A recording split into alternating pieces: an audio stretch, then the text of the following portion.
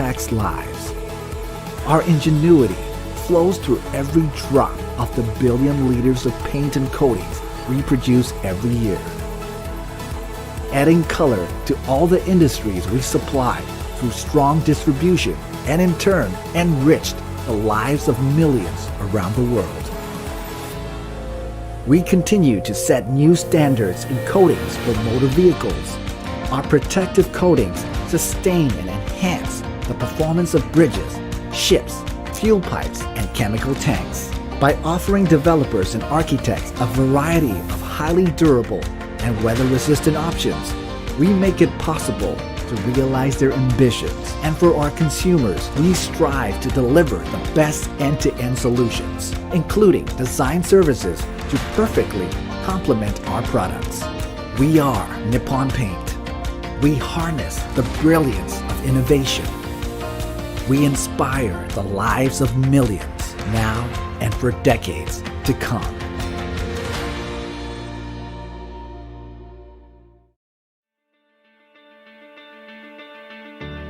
The world is truly extraordinary, filled with amazing wonders of nature and breathtaking sceneries in which every human being is unique in their own special way. We are all different in genders, ages, and identities, from diverse family backgrounds, regions, ethnicities, and cultures. We do have one thing in common: ideas. From the things we have seen, the experiences we have gained, and our exposure to the world, we generate infinite ideas to contribute to our society's social, economic, and cultural values, to help build and enhance the world we live in. The world needs change now more than ever, and a push for revolutionary innovation which will thrust us towards improving the quality of our lives. AYDA is determined to positively build a community of enthusiastic, outstanding, and compassionate spatial designers. We believe we can provide more to the world through our efforts. Founded in 2008, AYDA aims to help nurture the talents of tomorrow, together with leading architects and interior designers of our generation. Over the years, AYDA has evolved to become an international community in 16 countries and regions, and expanding rapidly. We have grown beyond just being an awards competition, but a holistic growth accelerator and community for design enthusiasts, both students and practicing professionals. By working closely with our network of passionate mentors and judges, the AYDA journey offers hands-on and out-of-classroom experience for our student participants. This is vital in helping young designers reach maturity upon graduating and entering the world of spatial design with a socially conscious heart in their pocket. Through the valuable sharing and guidance from our outstanding mentors and lecturers, our participants will acquire relevant technical skills, explore being creative with designs, and be able to better understand market needs. Many of our beloved alumni are on an ongoing journey to better impact the future by interpreting the pinnacle of good designs. Since 2018, AYDA has been awarding our international winners an opportunity to attend the 6-week Design Discovery Program by Harvard University's Graduate School of Design, with all expenses paid. Unfortunately, in 2020, COVID-19 swooped in and struck us, but AYDA has never stopped being resilient against the sudden surge of negativity. We believe in preserving hardship and embracing innovation until the day we can harvest the fruit of our success. Despite the pandemic, the 1,200 partnering educational institutions across Asia share our sentiment. The number of entries did not dwindle, and participating students' morale alongside their mentors has never been stronger.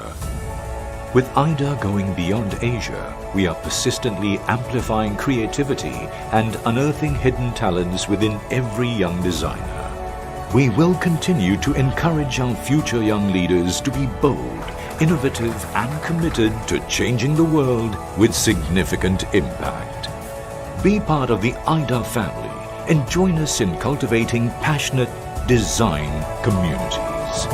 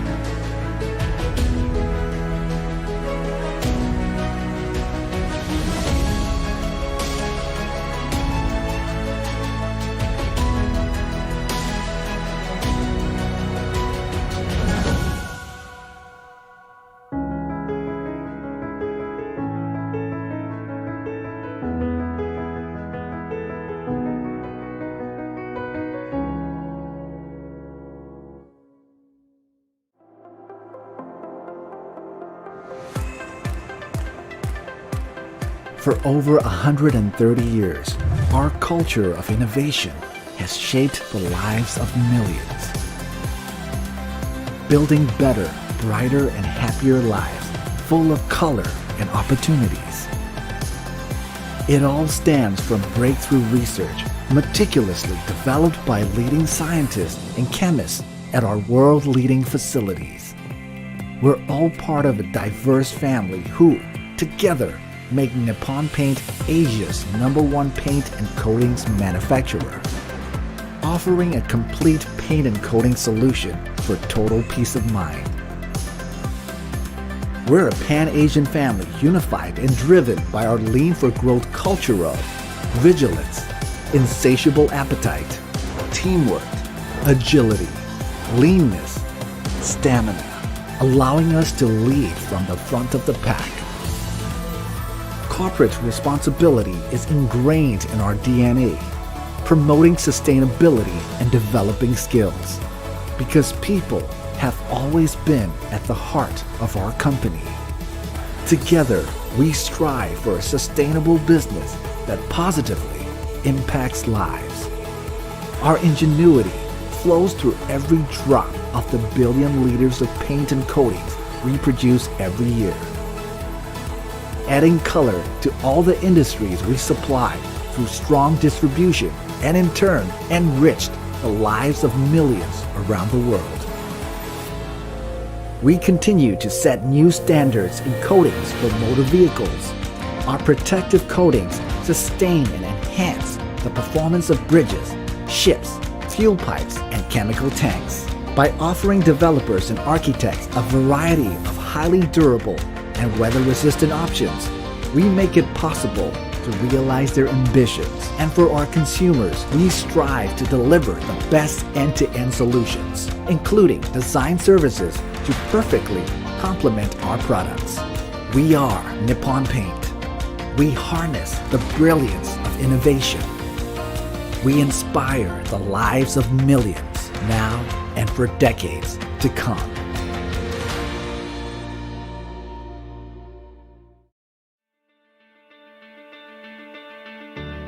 The world is truly extraordinary, filled with amazing wonders of nature and breathtaking sceneries in which every human being is unique in their own special way. We are all different in genders, ages, and identities, from diverse family backgrounds, regions, ethnicities, and cultures. We do have one thing in common: ideas. From the things we have seen, the experiences we have gained, and our exposure to the world, we generate infinite ideas to contribute to our society's social, economic, and cultural values, to help build and enhance the world we live in.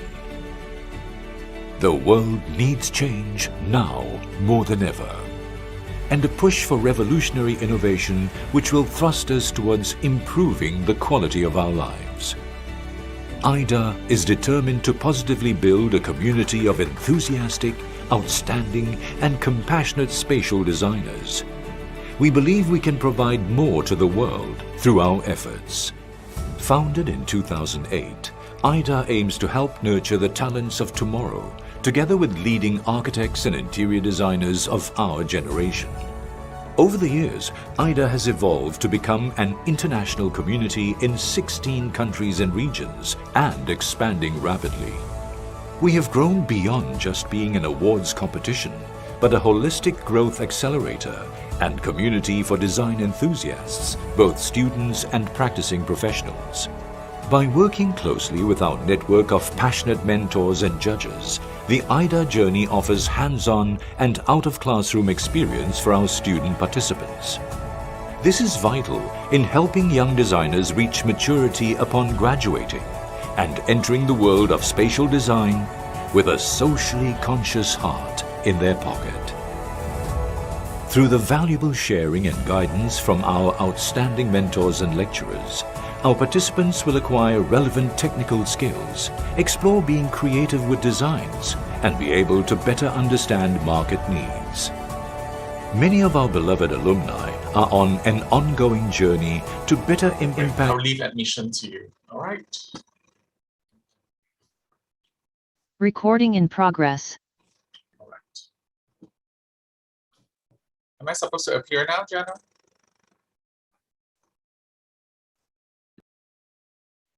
All right. And we are officially live.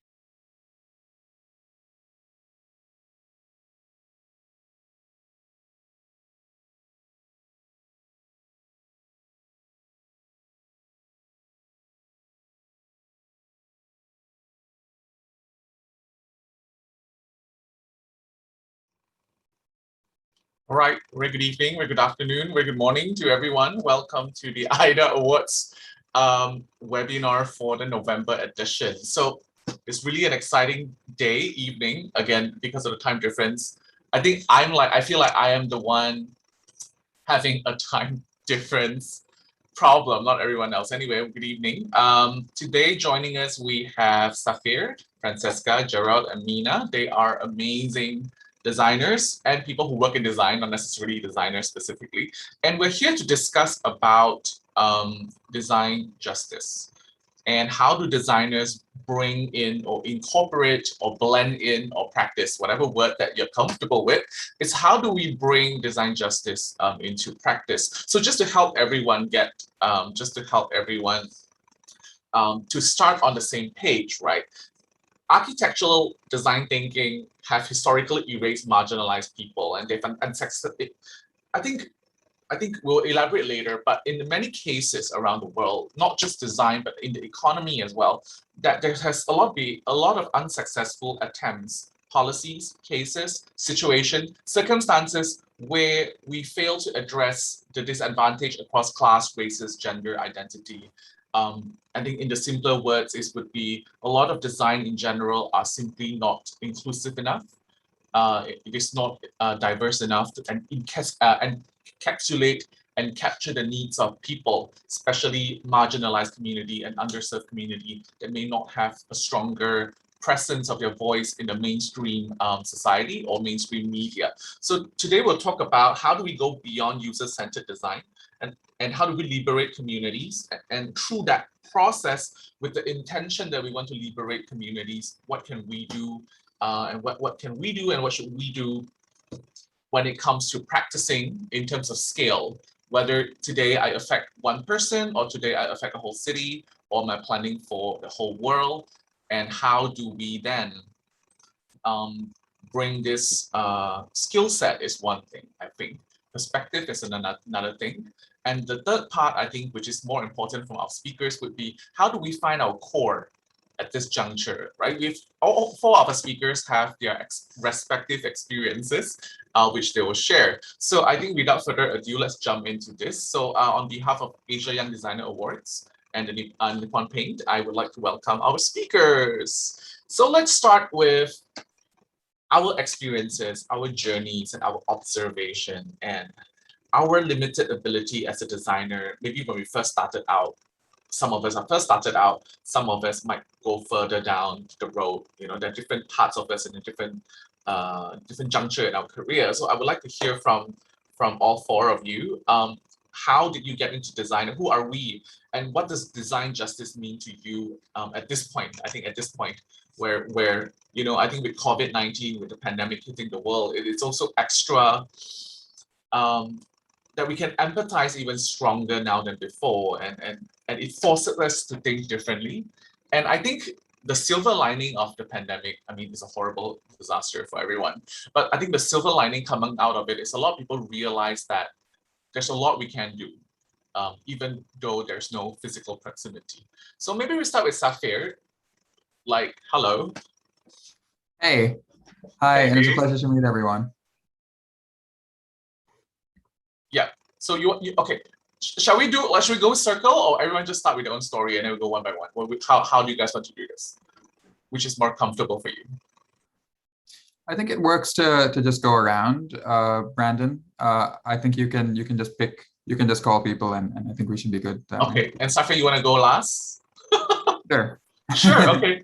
Let's start with Gladly. Francesca then. Francesca, I know you're in Spain now. It's kind of lunchtime, before lunch. Well, a bit before. We have late lunch here, so I've got a couple of hours before I have lunch. Okay, so Francesca, tell me about a bit what you've done and what you're doing. And I know you're doing a lot now in Spain and a lot of exciting things that you're working on. Yeah. First of all, thank you all for being here. Thanks to AYDA Awards for inviting me to this session, and thank you to Safir, Mina, and Jo for sharing this incredible opportunity. I'm going to tell you a little bit about me. My name is Francesca Heathcote. I lived in London and studied in London for 10 years. I used to work there as well. I specialized in urban design and city planning, and I did all of my theses on homelessness and how to find different ways and approaches to try and reduce the risks that happen once you become homeless. The whole program was called Bounce Back. And was based very much on the fact that once you start living on the street, it's really difficult to get back on your feet, because you stop having an address, you stop having a bank account, you stop being able to shower. So there's a lot of things associated. And the more time you spend on the street, the less you're able to bounce back from it. So the whole concept was based on creating quick little tools that would help you return into and reintegrate into society. So that was what I did. And then later on, I worked at a big engineering firm. They were diversifying. And so we helped build the urban design team, and we started winning projects, and we won a very big bid for a civic project for a town hall in London, which was trying to create a better place for the community, which was undergoing also a transformational change in terms of work environment, and providing additional residential units, because in London there's been a shortage. Okay, so that's a bit about me before my new me, which is about 3 years ago. I moved back to Madrid. I was originally born in Madrid, although my mother's Italian and my father's half Dutch, half British. I was born here and raised here, and all my families we're a very small family, but we're all based in different places across Spain. And I'm lucky enough that my mother founded an architectural and interior design firm 30 years ago. And we never planned to work together, but 3 years ago, I was looking to move maybe to Asia, to Latin America, and she made me a job offer, and without even interviewing me. So I felt very lucky about that part. And we became business partners. Okay, so we both run a female-led company within the architectural and interior design environment. She's been doing it for 30 years. I joined 3 years ago. And we work across many different sectors. I think the main pillars of our firm are based on quality. We really care about quality, and we really care about creating projects that are a bit like tailor-made for people. And of course, depending on the project, for different types of people. We do some urban work, especially small scale. So we do car parkings, designer car parkings for public and private clients.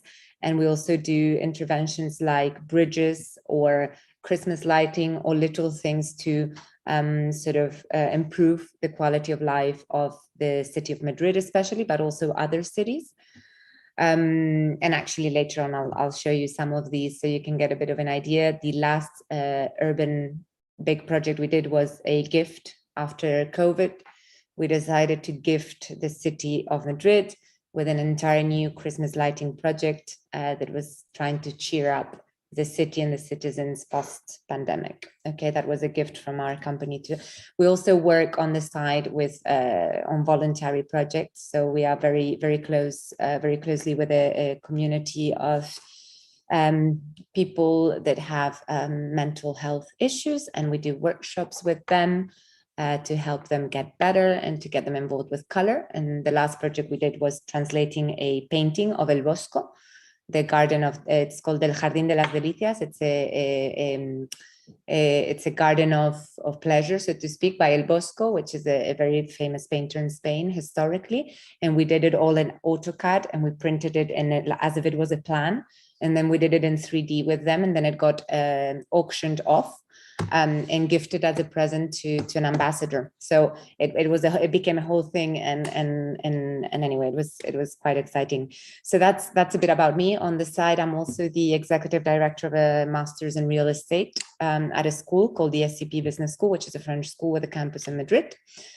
So yeah, not a lot of time left to do anything else. Yes, but happy to join. Sorry, the light's coming in from the window and my desk, so it's a bit. Oh, you look great. It's like, you know, like angelic ray shining on your face. You look great. Don't worry about it. Anyway. Maybe it hurts your eyes, but it looks great on this. Yeah. So can you just, before I move on to the other three, can you just help me understand, Francesca, how did you get into the topic of homelessness back then? Has it always been like in your radar, or is just something that you just, because in my context, I also work with communities back in Southeast Asia and Malaysia as well.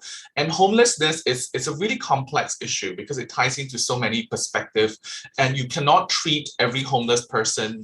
You can't treat them like data. You have to treat them as individuals. So I'm just curious, how did you end up there? And then, you know, what is that one lesson you've learned from working on homelessness challenges? I think I moved to London, I think it was 2008, roughly. Mm-hmm. And since from when I moved to when I left in 2018, I saw an increase of people on the roads. So I didn't see as many when I first moved to London, and then maybe they were there, but you couldn't really see them so evidently on the streets. And by the time I was leaving London, I saw that there was many more people you could physically see them, especially around Covent Garden, but not only, like all over the place. Okay. I've always been interested, and one of my first projects when I studied architecture was very much related to using different materials like plastic. So one of my first projects looked at using plastic to create protective layers for homeless people. So it's a topic I've always felt very closely about, because I never quite understood how you get to be homeless, and it's actually really easy. It's much easier than we think. Yes, it is. If you don't have a good safety network in place, if you don't, and it's actually, data shows that it's younger and younger people. After the world wars, it was a generation of older men, especially, that were suffering. Maybe you can't generalize on homelessness, but overall that they were suffering from PTSD and then sort of alcohol consumption. But that's completely shifted. Now we're going into a younger generation of homeless people, much more diverse, much more varied.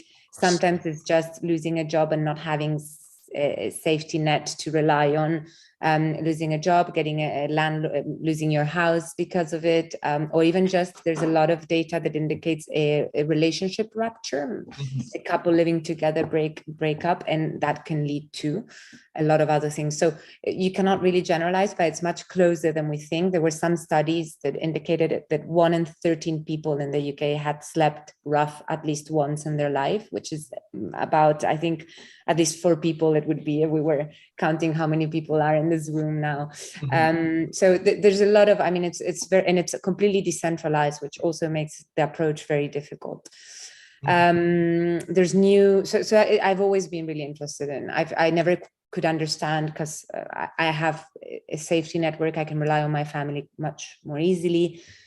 they are all in Europe, even if we're not all in the same city. But At it's least not the the support case for network and everyone. system is present for you. Yeah. And Yeah. for a lot of And so I was looking at this and I was trying to understand why we wouldn't see so many women maybe on the streets, or it's very, very complex. And the way to support homelessness, or to not support it, but to support people that are homeless, it's also very complex. Generally, also, there's the misconception that you are an alcoholic and end up being homeless. It's generally the other way around. You are homeless and then you end up being an alcoholic. So it's extremely complicated. I would look at the news and I would hear horrible stories. And I don't know, it's something I always felt very empathically about, and felt like nobody should really be homeless or have to go through that. So I think that's what always called my attention.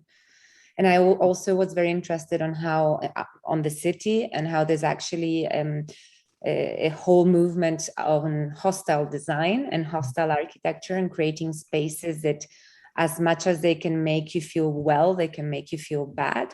Right. And I think me as a student of architecture and urban design, and now a professional, to think that you can use this profession to create hostile environments, I find it so dangerous and so scary. So I think it was a mixture of things. So yeah, that's how I ended up getting very involved in the topic. I think this is really what it resonates really well with me. From I've been doing the AYDA Awards for the past 4 or 5 years, and one of our role is really to inspire students to students around the world, thousands of universities, to really think about an issue that they can resonate with. I always tell people, when it comes to doing good and empathy, you don't have to save the whole world. You just save what you can do. You just do what you can do.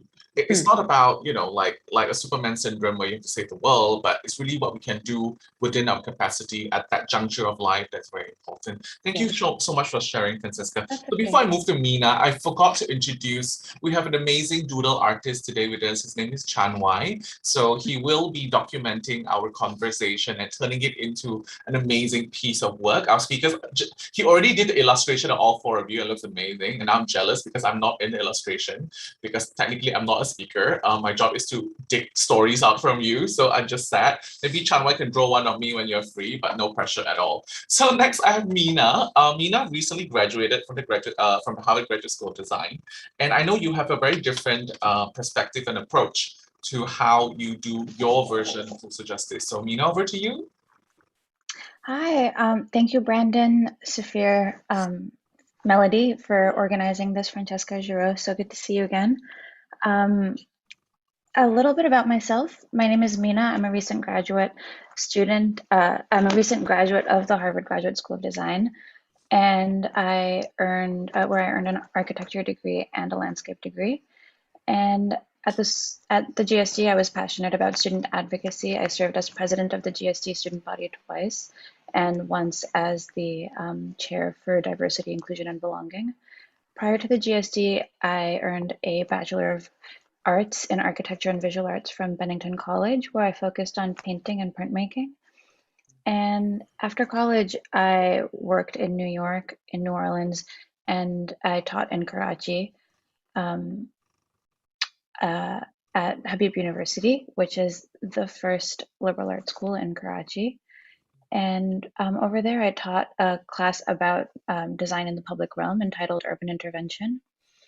Currently, I'm working as a researcher for Professor Neil Kirkwood from the GSD, where we are conducting research on the Tar Creek brownfield site, where we really focus on exploring technologies of toxic landscape reclamation and their agency in recovering environmental and social equities within a reconsidered critical practice of landscape architecture and design making.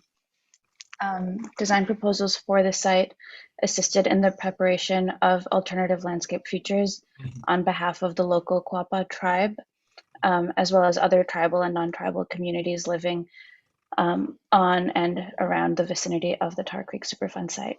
Yep. We'll share this particular project with us later, or I have to dig more now. Is this something you'd share later, or? I'm just wondering, what are the challenges, or what are the great takeaways working with a local community, and maybe you can share that with us as well. For sure. Yeah, I think that I'm going to be presenting two other projects Yeah. today that both discuss engaging with the community in different ways. Mhm, But in my capacity on this project, it was more as a researcher and a mhm, facilitator than a designer. And mhm, um, I was also assisting the class in in in their projects. mhm. And I think that the main takeaway is establishing, it was really difficult to work with local communities during COVID, and we weren't able to visit these sites. And site visits, I think, are extremely important in the design process. But also understanding that everyone's coming from, when you start working in design and even teaching, everyone's coming from different countries, everyone's coming from um, different backgrounds, and it's really important to establish history and establish a shared knowledge base when it comes to design. So even throughout the course of the project, I was realizing that some students just weren't truly absorbing perhaps the history of the Native American history in America, and you can't exactly expect everyone to understand that. I think a lot of Americans don't even understand that, but really educating in the traditional sense Yeah. in is really important, and you can't really go to the next step without establishing that knowledge. Yeah, thank you for sharing, Mina. So from Francesca to Mina, yes, everyone's online with us here. You can be practicing design, you can be aspired to practice design, or you can be not a designer at all, like me, right? Like, just like this is the fun thing, because every time I talk to people about design, they just assume that I am a designer, that I work. But the fact that I don't know design in the sense that I have never studied or practiced design, but what really interests me is the impact of design on people's well-being, the impact of design on how people interact with each other. I come from a background where I study behavior, where I study media, and it's always really fun to see what I do is always so close knitted to what you guys do. Like for example, even like Mina as well, I think being an AR grad doesn't mean that you are practicing AR in the design form, but you're doing the research and facilitation side of work, which I think it's also equally important, if not more important. I think setting up the frame right for us to scale out what we call so-called good design or beneficial design or impactful design.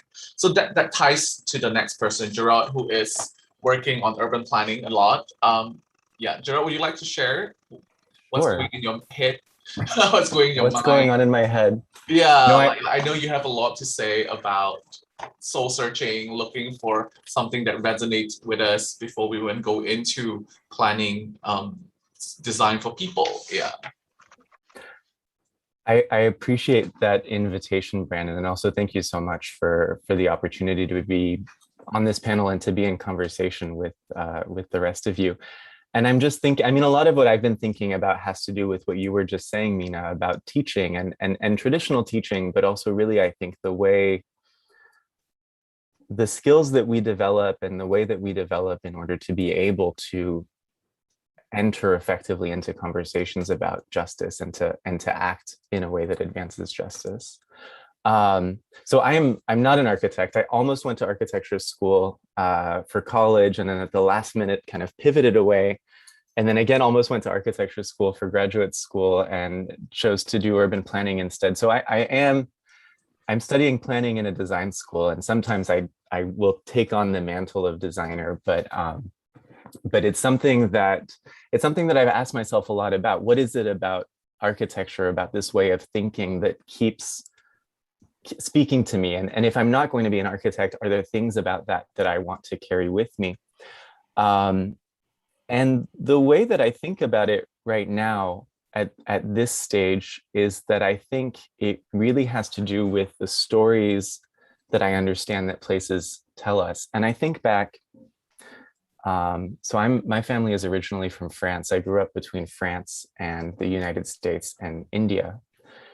And I think about when I was in high school and I had moved to Paris. I think of my relationship to the architecture of that city, this very kind of tightly regulated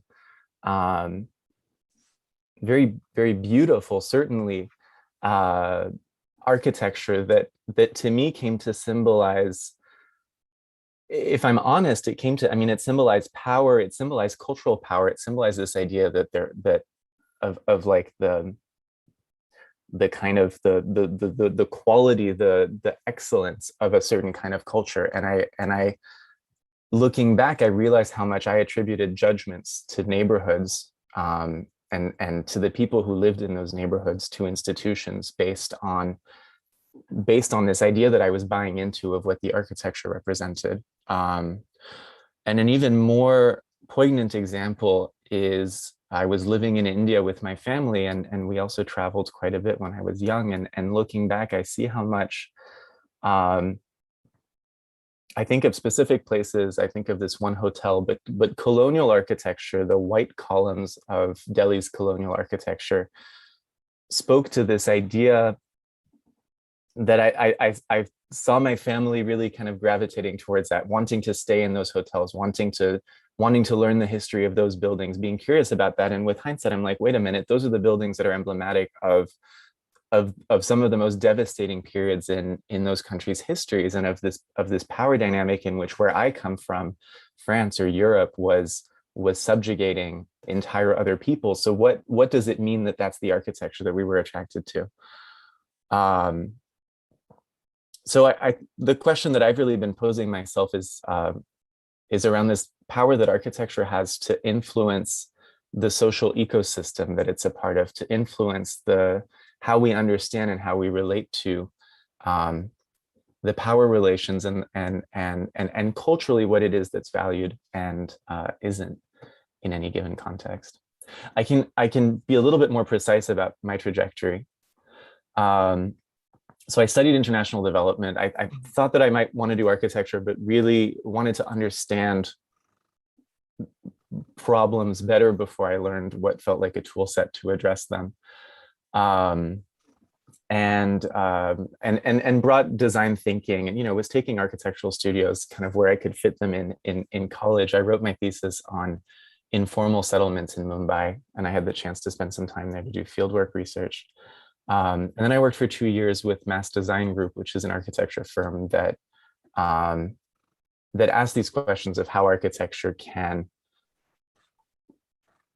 at the time, was asking the question of how architecture can create social impact. And I think today is asking a little bit more critically how architecture either is a reflection of the social systems in a place, or can challenge those, can challenge the ways in which power and injustice are playing out. Mm-hmm. In terms of when I think something that frustrates me is the idea of design being taught as a formal discipline that really is about the shape of things, about the aesthetic of things, devoid of context. And I think in architecture in particular, I see that at the Graduate School of Design.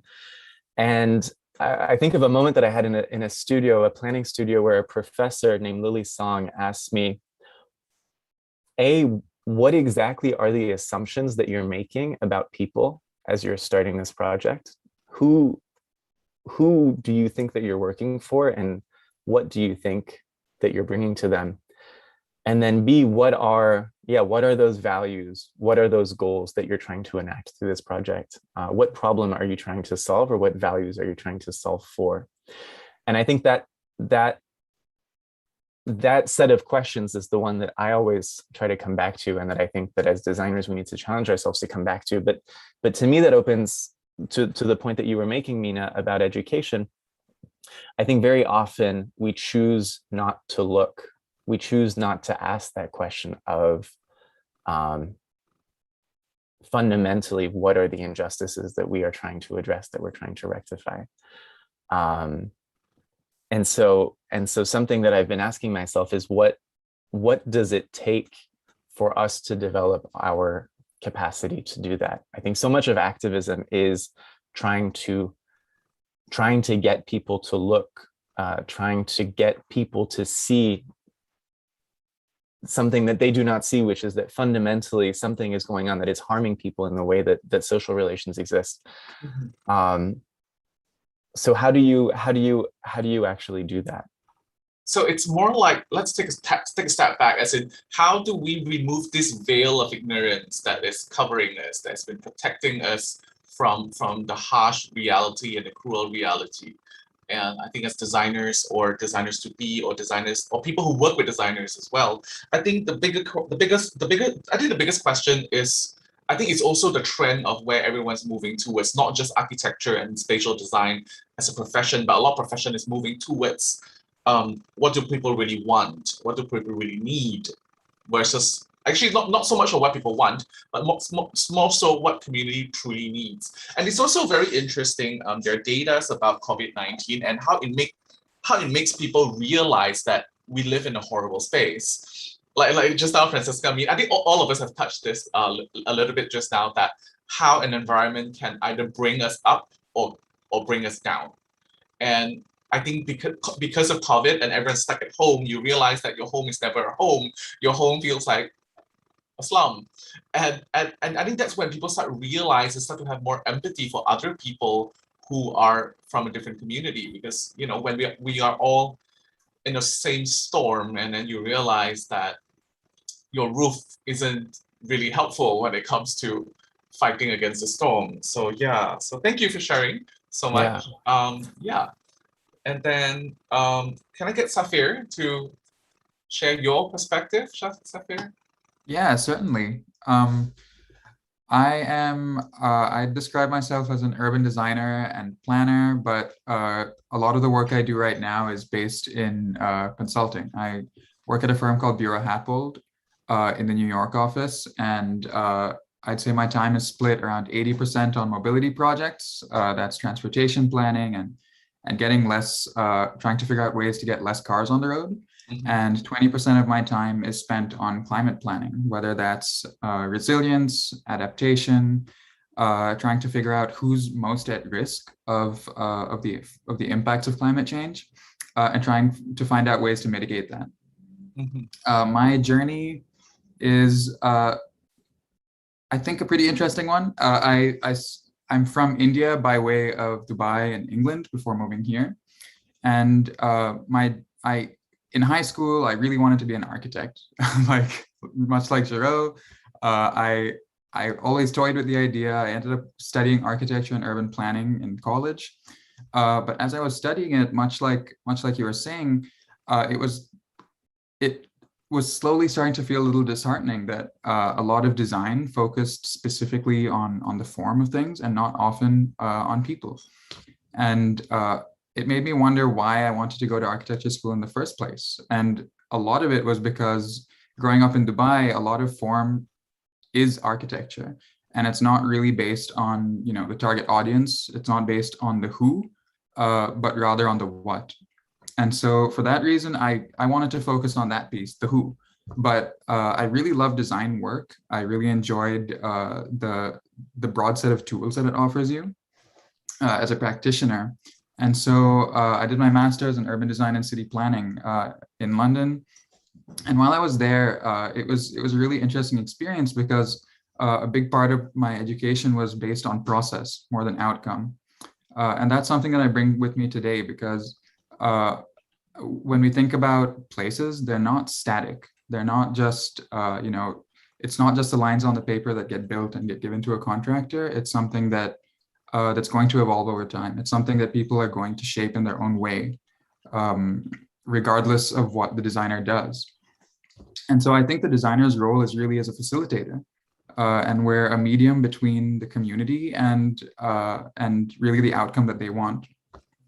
And so after I did my master's in urban design, I practiced as an urban designer at a firm called Node in Birmingham. And it was an interesting experience because we were working on a wide range of projects, city center master plans, institutional planning, and so on. But it always felt like our impact was limited by the skills that we had in some ways, because the only solutions that we had most of the time would end up being, well, either we can, you know, incorporate this into our design, or we can't think about it. And similarly to what Francesca was saying, there were a lot of challenges working in cities where there were a lot of people who were unhoused. There were a lot of people experiencing homelessness. And as an urban designer, it's very difficult to get some of these tools implemented. And so I wanted to broaden that set of tools that I had. And so I applied to come to the GSD, and very generously was given the AYDA fellowship by Nippon Paint. And that's how I met Brandon and Melody and the team.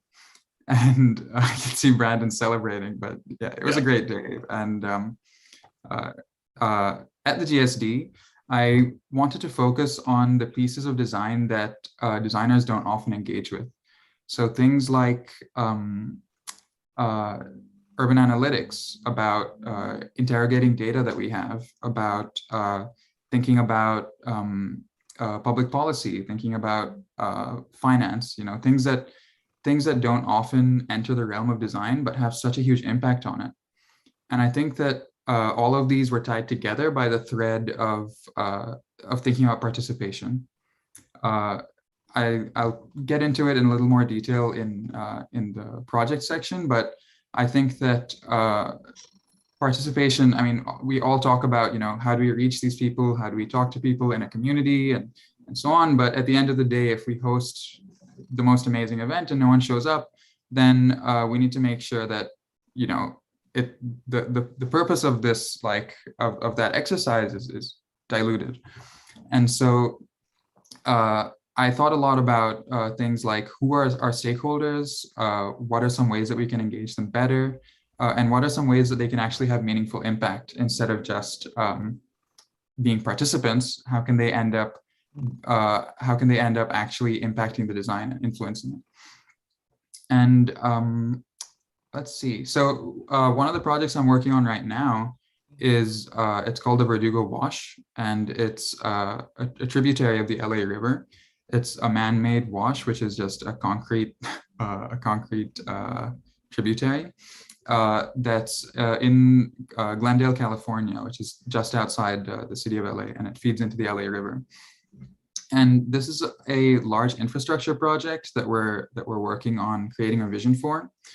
And one of the challenges here is that the wash goes through a lot of different neighborhoods, and the question always arises, which neighborhood are we going to make the focus of the wash? We can't have, it's 9 miles long.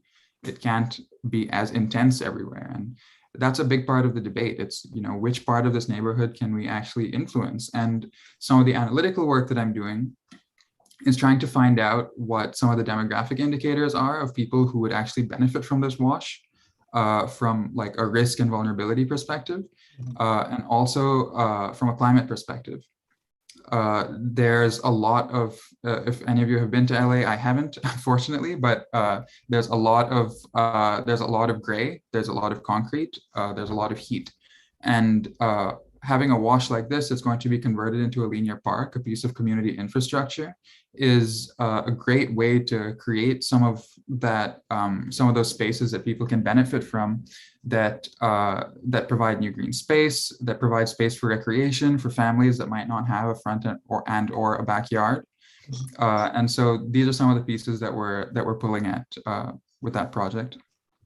Yeah. So I think, okay. So I had to give our doodle artist 5 minutes advance so that he can show us what he has done. So Chanwai, this is your 5 minutes cue. Yeah. Okay. Anyway, back to Safir. Yeah. So I think okay. I will come in. I may make enemies by making statements like this. Chanwai, Chanwai, you can take your time while I just do a summary of the first section. Okay. See, you beautiful faces are there. I know. I'm so envious. Anyway, sorry. Back was what I was saying. Safir. Yes. As an educator, I am a lecturer as well. I teach in some parts of Asia, and I think the thing with a lot of conventional way of education or tertiary education is being deployed is that it's very much of yes, I think it is true. I mean, everything has an economic pressure. There must be an economical reason why we study, because we are part of the workforce. But I think what a lot of education programs don't offer, or perspectives that they don't offer, is what does the society need and who am I? I think a lot of graduates, I think even through my 5 years with the Asia Young Designer Awards as well, when my finalists or even my participants reach when we first work with them before they join the competition, they don't know who they are and what they want to do. And I think it's through that AYDA journey, which is quite stressful for them. It's a one-year journey where they have to work with a lot of local mentors and lecturers just to come out with a concept that could potentially, be impactful for the local community. And I think it's that through that process, people learn who they are. And I think for you guys as well, 4 of you, I think it really helps us define who we are. And once we know who we are, we know what we want to work on. And I think that's what's very important when it comes to design justice, because I think that justice portion also comes from empathy. It comes from questioning, why is the world such a way and what can I do to, make people better? So yeah, Changwei, did I speak too fast? He's doing like really quickly, But yeah, thank you guys for session 1. I think it's okay, Changwei, you don't have to be stressed out by me. You can just show us what you already have, and then we can work on it later. But I think this is a good warm-up. We have about 60, 70 attendees. Not as much as I want, but again, we started the promotion late. So, but anyway, usually we'll have another 2,000-3,000 views after that. So I think whatever we share here will be a great stepping stone for a lot of budding designers. So Changwei, how do you want to do this? Will you show us what you have done so far? That's amazing, right? Okay, you will complete it later on. I really like that above Francesca's face is a person that closes his eye. It's like, I think the easiest way out is just to not look. I think being ignorant seems to be like, the best thing to do, the easiest thing to do. Yeah, so yeah. Anyway, Changwei, you take your time. I know I talk really fast, we talk really fast. So yeah, so maybe Changwei, you can go back to work, take your time. I will look forward to the final work while we go into sharing, project sharing with all 4 of our speakers. Safir, how shall we start this? What's the flow like? By scale, right? Is it by scale or? Yeah, sure. Why don't we do that? Okay, so we start with you first, is it? All right, sounds good. Okay, Safir, over to you. All right, 1 second.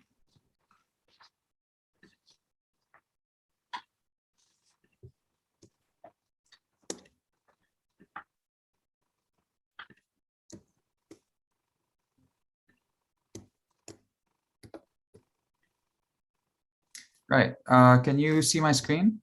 Yeah. Okay, great. So yeah, a lot of the points that I talked about earlier about participation, I want to illustrate some of the projects that by showing you some of the projects I've worked on in that space. Mm-hmm. So right, so this was a project that I did in Newcastle.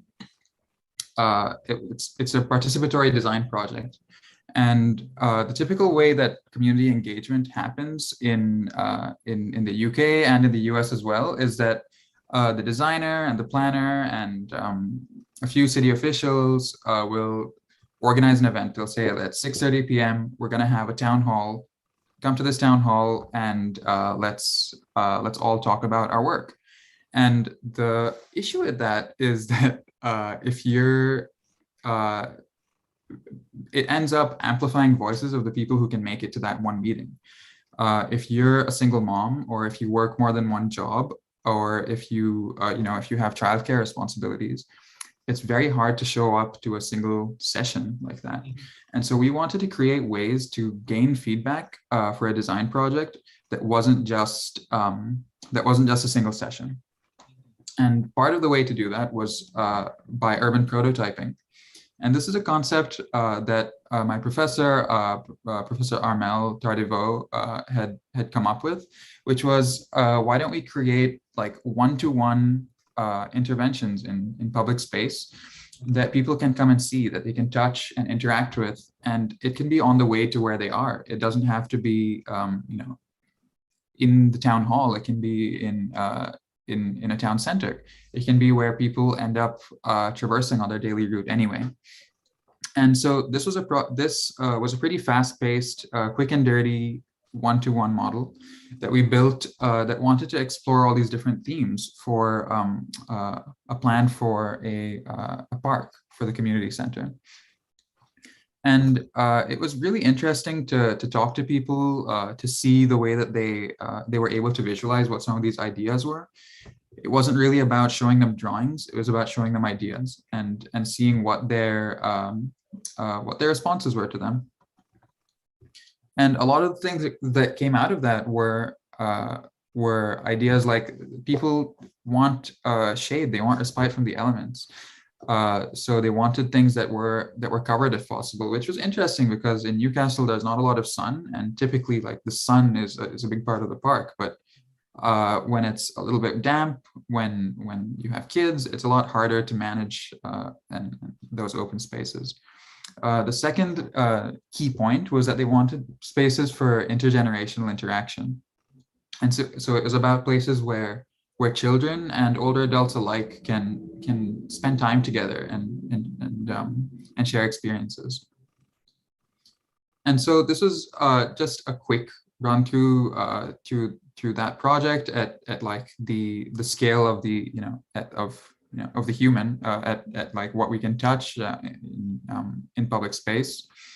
Next, I want to move to like the city scale and how we think about participation when it comes to planning in the public sector.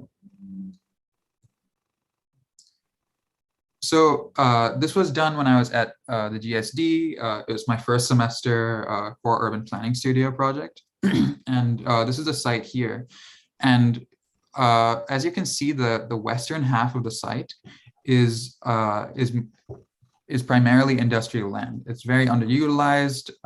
Boston, as you can see by the rest of the city, is very, very dense. And there's a need for housing. So we wanted to find a way to accommodate housing on this site. But at the same time, cities across the world really are losing industrial land. And industrial land is really important, not for the economy, not necessarily for the economy, but mostly because of the industrial ecology that it lends, the type of workers that it attracts.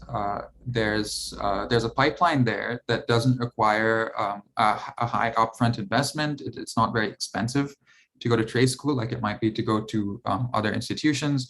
And so it's really important, we felt that it was very important to maintain industrial spaces in cities.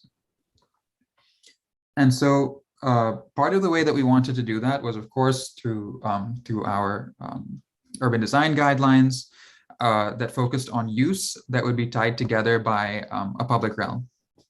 And so it would be about having light industry and heavy industry. There's a growing distinction between the two. Heavy industry is what we think about when we think about industry. It's manufacturing, things that are noisy, things that might be disruptive. But then there's also light industry. And light industry is growing in the city of Boston, particularly with biotech and a lot of these different sectors. And so we wanted to use light industry as a buffer to the housing that we would have in the site. And also, as I said, we wanted to use the public realm to connect the two spaces. It's not always possible to, I think typically there are live-work units in these sort of projects. But I think live-work units are kind of hard to maintain. There's no guarantee that the people who work there are going to be able to afford it. There's no guarantee that they would want to live there. They already have their own intricate social networks. They already have a connection to the city that we want to maintain. And so for that reason, we wanted to create a bridge, a physical connection between industrial parts of the site as well as the more residential and commercial parts. And so once we had that down, that's really the design element of the project. Very quick. The next step is really trying to find out how we can engage with people and how we can gain feedback for this plan, how we can involve people in the plan. And for this, I want to look to this model of citizen participation from Arnstein. It's from 1969. It's really the foundational piece of citizen participation. And really there are three main steps. It's inform, consult, and involve. And really the higher you move up this ladder, the harder it gets to move to the next step. So after the consult stage, especially building up partnerships and eventually, hopefully, citizen control are really, really hard to do. Mm-hmm. And so then I looked at what the city does, what the city of Boston does right now. And here are the steps. You meet people where they are, set the context, define expectations, you listen and analyze, and then you take action and you communicate intent. But here's the gap. It's inform, consult, and then the last step is to just inform that they consulted, which felt pretty shallow. And so I wanted to take that a few steps further, two pieces. One, by building long-term partnerships, and two, by increasing civic capacity. And so for that, I wanted to identify who some of the people that we needed to reach out to are. And for that, there's the public sector, institutions, a lot of trade institutions and training institutions are direct pipelines to current and future workers. And so the next one is civil society. So it's people who are perhaps residents there, the people who have businesses in this industrial site and around it. And finally, it's the role of the developer. So I started by looking at the city of Boston, and I think it's really important as designers, not necessarily only as planners, to identify what the political landscape is and what the bureaucratic landscape is for a city where you practice in. And this is important because if you actually want to get anything built beyond just having the drawings, you really need to be able to navigate all of these different pieces. And and so I identified what some of the pieces were that we'd be able to gain from reaching out to these different people in the city of Boston.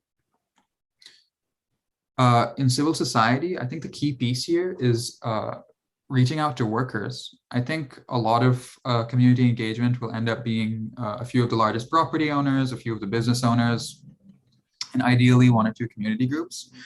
But I think a key piece here is engaging in the workers, because the workers, as I mentioned earlier, don't all reside in one place. They have a pretty wide base.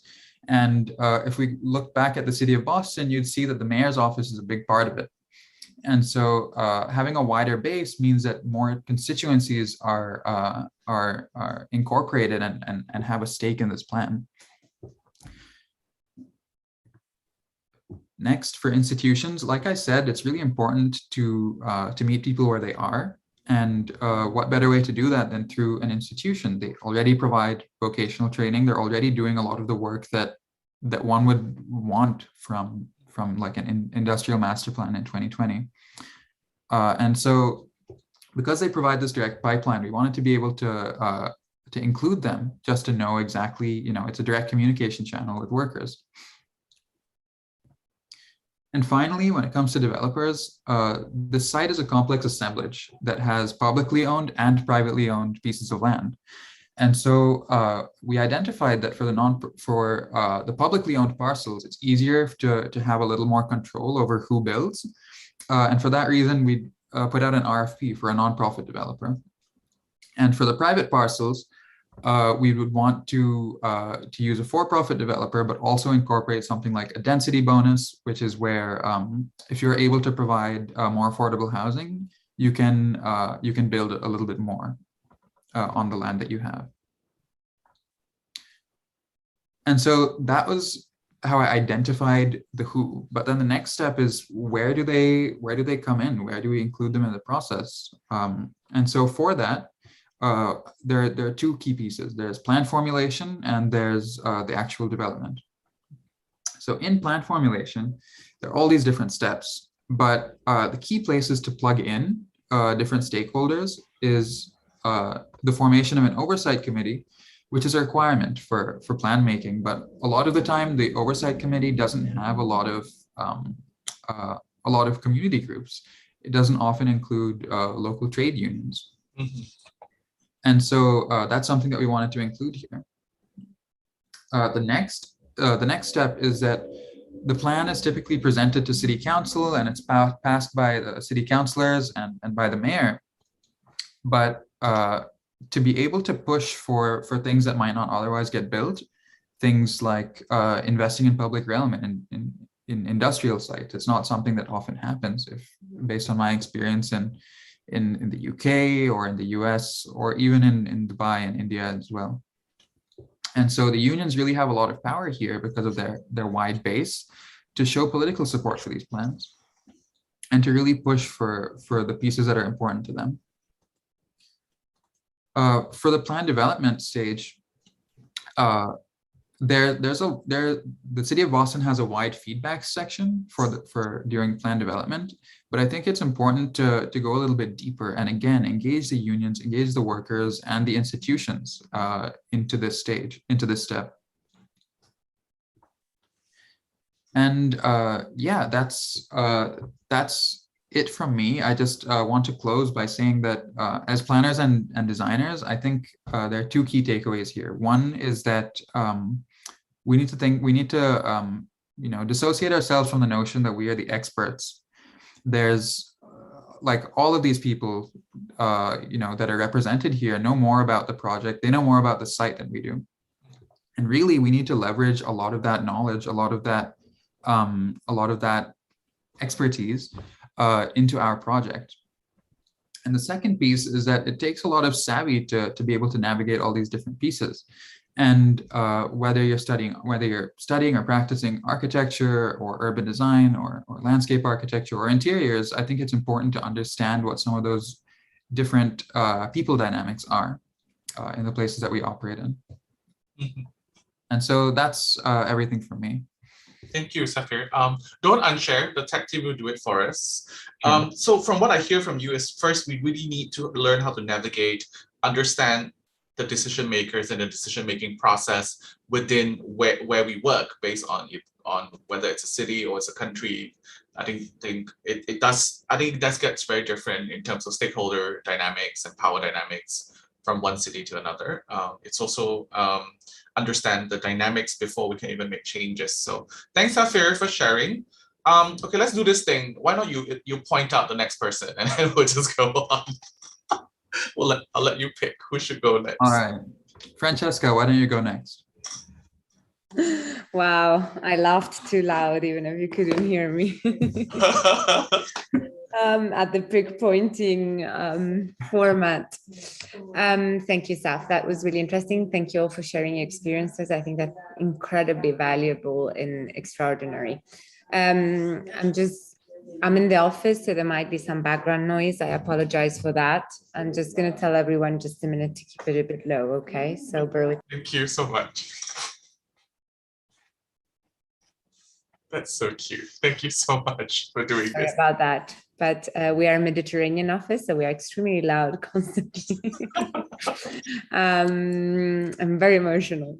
Okay, so I'm going to share with you. I've selected basically 1, 2, 3, sort of 4 projects. Okay, I'm going to share them slowly. I mean, one is the homelessness. That was my research project at university, but I thought it was worth mentioning.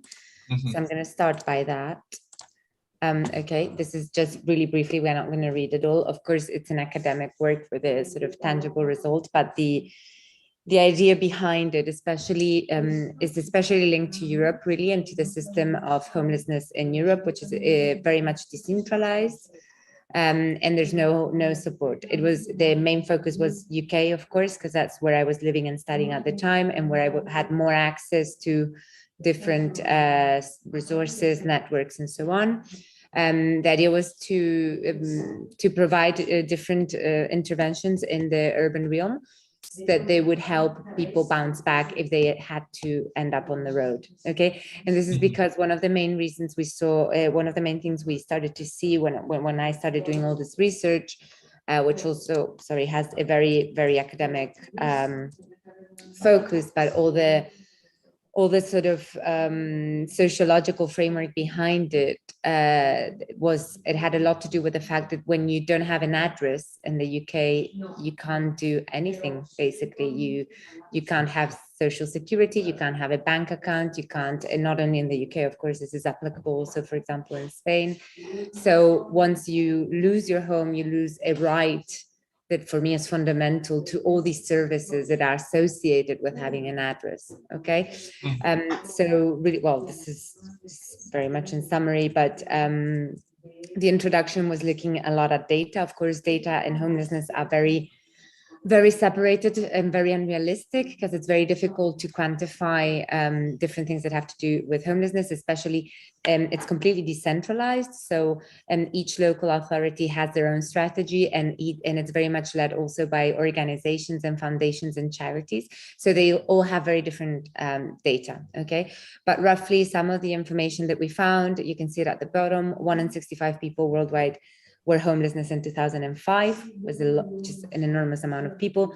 3 million people are homeless in the European Union. 70% of European Union homeless are under 40 years old. Here's the shift, okay, in generation. In the UK, at least 1 in 13 people have slept rough at least once. And in the UK, numbers have doubled since 2010. And that's the phenomenon I was starting to see, okay, and there's a lot of people on waiting lists to access social housing, okay? And it has to do, specific to the UK context, it has a lot to do with the fact that in 1981, Thatcher passed a bill that had a lot to do with the right to buy. So a lot of people living in social housing had a right to purchase that social housing, which on one side was good, but on the other one, it meant that there's a lack of social housing, okay, because it's being privatized, okay? And that you are allowed to actually privatize social housing. So there's a lot of social housing that was delivered in brutalist and iconic buildings, and then these have been taken over and have been privatized, okay? So it's sort of, this was a sort of the concept, okay? And on one side, it had to do with service provision, and on the other one with open spaces, which is where you end up sleeping rough. And the concept was trying to enable to break the hostile design and the ineligibility, and help you by yourself regain self-esteem and bounce back with dignity, okay? The research question, so to speak, is, can we design services within the public realm for rough sleepers in order to help them bounce back and reintegrate into society more autonomously, okay? So there was this dilemma between the public realm and the home, okay, which sort of, the home has a roof, the public realm doesn't, okay? These are some of the objectives, but it was about helping rough sleepers reintegrate, about empowering rough sleepers with autonomy, about providing high quality and hospitable open spaces, and raising awareness about rough sleepers to the community. Well, of course, I mean, it's a very long document, but just very briefly, the literature it's very extensive. There's a lot of literature about homelessness. And there's a lot of literature about hostile design. There's a whole concept called the revanchist city that has a lot to do with this. And sort of key point, homelessness is on the rise, okay? And we don't want to look at it, we don't want to see it. There's also a lot of discomfort in looking at homeless people in the eyes, okay? And so it has to do a lot with dignity as well, and self-esteem, okay? And sort of, if we don't look at it straight in the eyes, then it's not there, or we don't want to interact with it, okay? So when I was doing this, I did go on the streets and I did speak to people, and they're people, okay? They're not as scary as they might feel, or as we might think, or as we might have a misconception. So there's a lot of barriers that need to be broken down at a macro social level. There's sort of housing market, political changes and economic changes. And at a more micro level, it has a lot to do with abuse, family estrangement, and health and mental illness, okay? These are sort of some, you know, looking at the context, at definitions, okay? There's a lot of people, well, there's a mindset, there's a cultural mindset where we believe that if you're homeless, you don't deserve help somehow. You ended up there because, I mean, you weren't able to sort it out. It's your responsibility. It's not the way it is, okay? It's much more easier than we think. Also, there's if you're able to bounce back quicker from the street, it means it's more likely to reintegrate properly, so to speak, into society. Whereas if you don't bounce back quick enough, it's a roll-balling chain, okay? And at architectural point of view, there's of course all these problems with space, okay? And with the spatial design, okay? Here are some examples, okay, designing spaces. Well, examples are the privatization of public space, where of course, was it allows good urban development practice with PPLs and private-public partnerships. When the land becomes private, it means it can be controlled. This happens in King's Cross, for example, great redevelopment, but when people are walking through it, they can be told to leave the site, okay? Or even something more simple like the seating of bus stops where you cannot lie down, so you cannot sleep, you can only lean, or the design of benches that are really tedious and uncomfortable, or that get divided by armrests and so on, okay? These are just some quick examples, okay? So also the lack of centralization, okay? You've got the GLA legislation, local authorities, but everybody's doing their own thing. And then the non-statutory, not-for-profit organizations that try to help, but they cannot get to everyone. And then, of course, there's other people helping. There's housing associations, it's family and friends and private organizations, okay? But it has a lot to do with eligibility, fear, the non-suitable, misconception, also faith, for example. A lot of churches are trying to help. But if you are from a different faith from that church, you might not want to go to that church. There's also a lot of people who are sleeping rough, have dogs, a bit for protection also, and also because dogs are good companions, actually, and they do keep company and help. But a lot of places that offer accommodation don't allow dogs to go in. So it's a lot of different things, okay? So the idea was to create, these are some proposals that we've started to see emerge. Parasite, which you plug into the vents of the building and it sort of creates a temporary tent, or this jacket that is also a tent, or different sort of portable sleeping spaces. There's a lot of research going into this and has been going on. Communicating homelessness is another really important issue. And these are some case studies, okay? The lockers to have an address, which has been implemented in Portugal, for example, the People's Fridge in Brixton, and many others, okay? But they're all independent, okay? So the idea for the Bounce Back Toolkit was to provide spaces where you could sleep, where you could access food, where you could access toilets and shower. Another problem is that maybe you get a job interview and you cannot really present yourself properly groomed somehow, and so it has a lot to do with dignity and self-esteem and the right. These are basic human rights we're not talking about a fancy suitcase or a fancy bag or a fancy phone. We're talking about basic needs, okay? So this is what the service provision looked at implementing types of spaces for bed and shelter, food and drink, toilets, showers, laundries, clothing, health support and kids, postal addresses, which are so important, some sort of skills and education training, pet space, information and leisure. All of this injected into the urban space so that people can access it for free, okay? And that was sort of the Maslow's hierarchy of needs applied to these type of service toolkits, okay? And how to make it work, okay? So, well, this was just starting to look at what type of space things needed, what time and presence these elements could have within the public realm, whether they were pop-up or permanent or mobile, who would fund them, how they would be managed, and so on, okay? What each proposal would need to consider, which is quite an intricate diagram, all this sort of everything. It was all very much studied in detail, to then see how to provide these elements within. I looked at Waltham Forest because it's where I lived.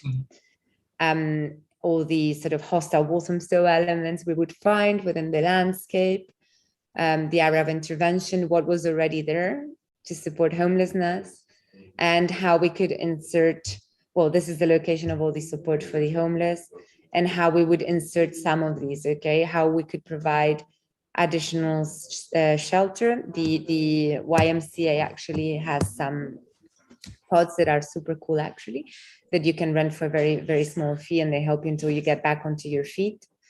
And so I was trying to provide additional shelter with the same sort of mindset and model, or access to food trucks and public fridges, and so on, okay? And there was a lot of sort of looking at how to integrate these elements within the public space. Some which were temporary, some were permanent, Some would help train, some would help provide showering and so on, okay? So it's quite a long presentation, so I'm not gonna go through all of it, but just so you can get a bit of an idea of where I was headed, okay?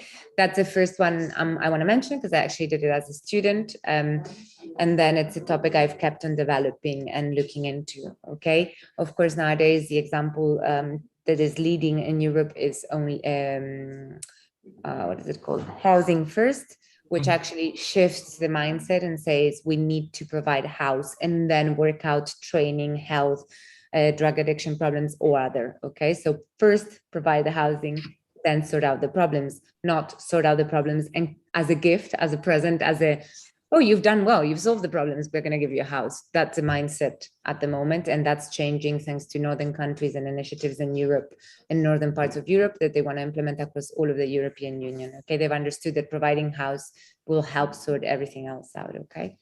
So that's one view. The second project I'd like to talk to you about is this car park space. I don't know if you can see it. Well, this is a presentation we have for it.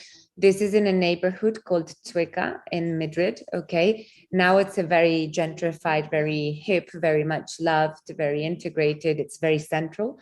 But originally it was a neighborhood that had a lot of social problems to some extent. It had a lot of drug consumption, okay? It was very strongly related to the 90s movida madrileña, so it was a very fun, and it's still a very fun neighborhood, a very liberal. It's actually considered the sort of LGBTQ plus neighborhood in Madrid. It's very inclusive, very accessible, but at the time it was a bit rougher. It had a lot of drug addiction and heroin consumption problems, okay? If you go now there, you won't see all of what I'm saying because it's no longer there, okay? But when we did this car parking, we did it many years ago, it was the case, and we won the public competition to create a car parking that was inclusive, accessible for the local community, and it became a bit of a part of the local culture of the neighborhood, okay? So the whole parking, so you can see sorry, that's someone's phone.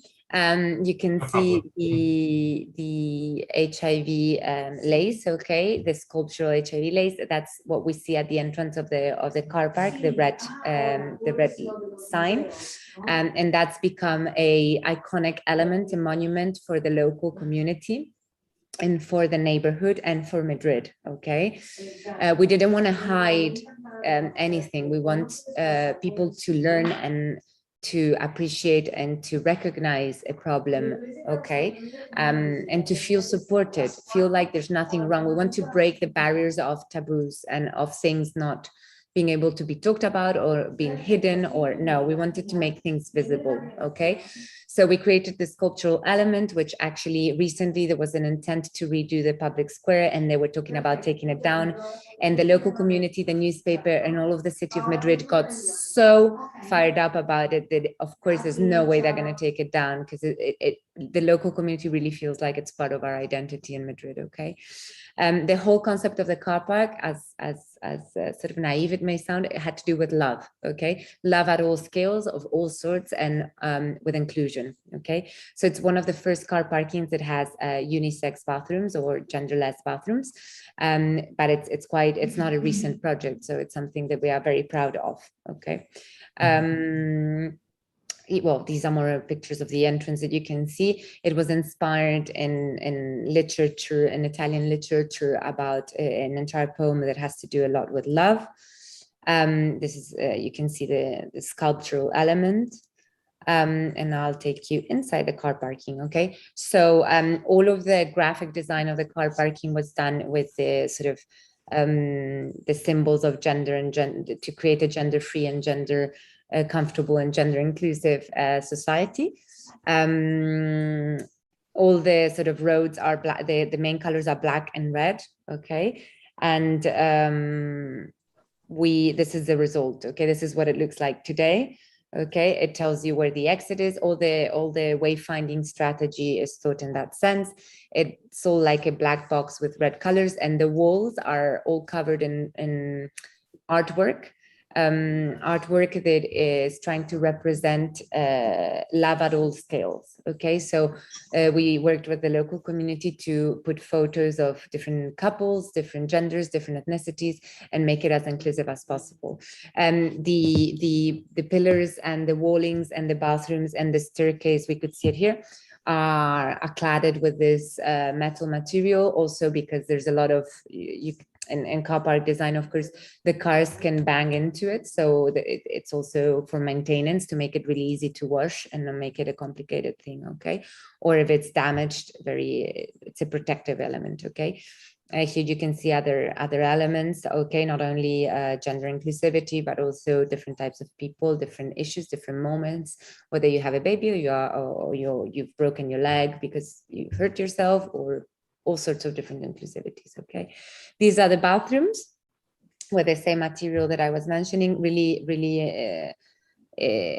we are very proud of these bathrooms because it's quite an old project. And also we decided to create this because there's this, we never feel comfortable in car parkings. We always feel a bit threatened. They're always dark, or at least that's how it used to be.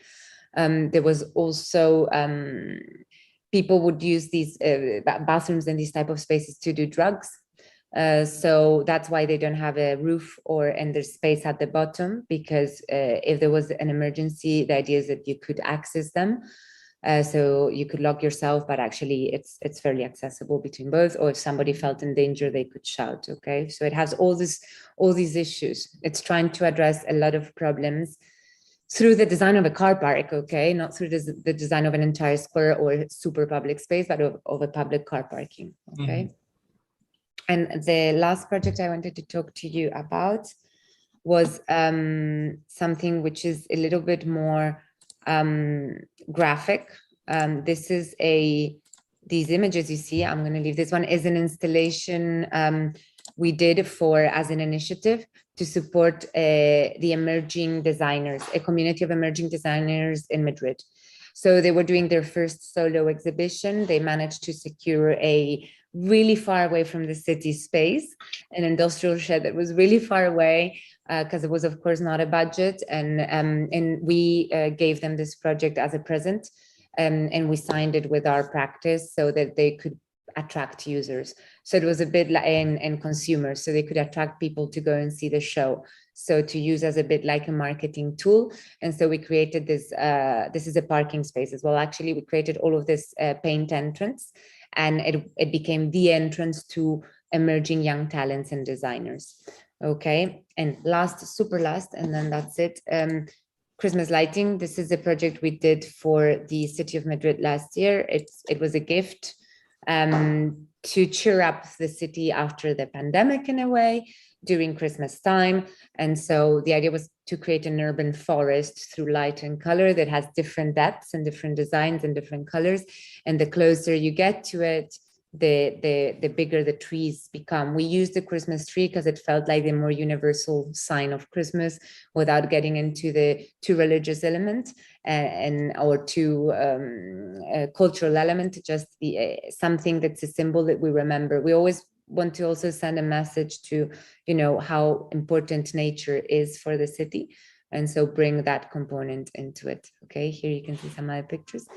And the Christmas tree in Madrid, we have a tradition that we have about 20 Christmas trees across the city at Christmas. This is the one we created. It's a bit cheesy because it's full of hearts, but we wanted it to be cheesy. We wanted it to be a message of love and hope for everyone in Madrid, and for everyone that came to visit Madrid after such a difficult moment for our entire planet. And this is what we thought we could do to help. It's not solving a problem, but it was a message of hope and positivity and energy. So I think on that note, I'm going to conclude the presentation slides, but you can get a glimpse of the variety of things that we've done at very different scales. Thank you, Francesca. So the whole idea is that what I've heard from Safir and Francesca is that it's the degree of involvement, right? I think design justice is really about getting people involved and bringing them positive impact. And then this impact can be both either emotional or rational. But I think the essence of this is how do we make people feel human again? Because I think we live in an era where everyone feels like a machine, or we live like the Matrix, that, you know, it feels very unreal after a while. I think we need to, for me, the key point of all of this that I've said and everything we've heard is we need to be better listeners. And a bit also what Sam was saying, what everybody was saying here, we need to be better listeners. And I mean, art can be for the sake of everything, but architecture, design, urban planning, it's for people. So design needs to be added value, whether it's a bit of happiness or whether it's transforming completely a housing project into social housing. It's about listening to people and making sure that it's added value for the people we're designing for. Yeah. Thank you, Francesca. Would you like to point the next person out? This is fun. I don't like pointing at people. Would you like to invite? Okay, Jérôme. Okay.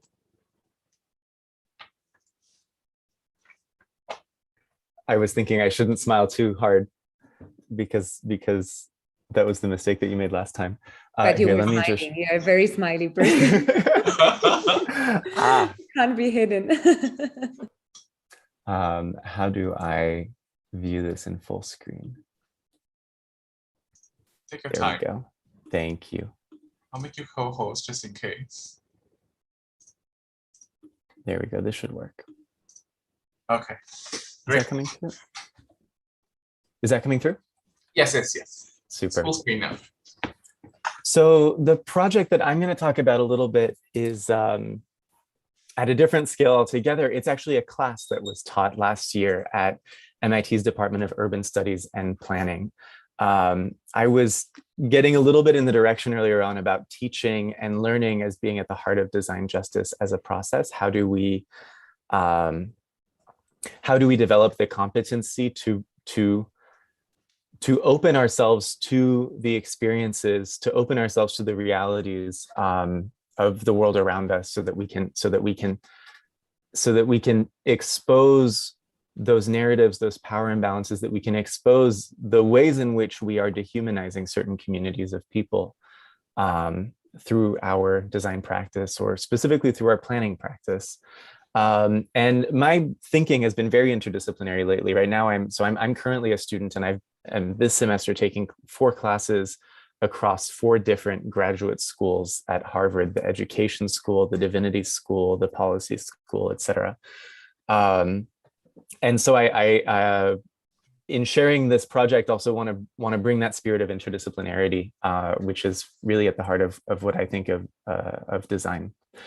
I will say, please don't try to read all of the text on these slides, because these are spreads excerpted from a book that we produced as a sort of reflection on and an outcome of this class. So for context, last summer in the United States, racial violence against people of color was really on full display, first because COVID-19 was overwhelmingly affecting communities of color.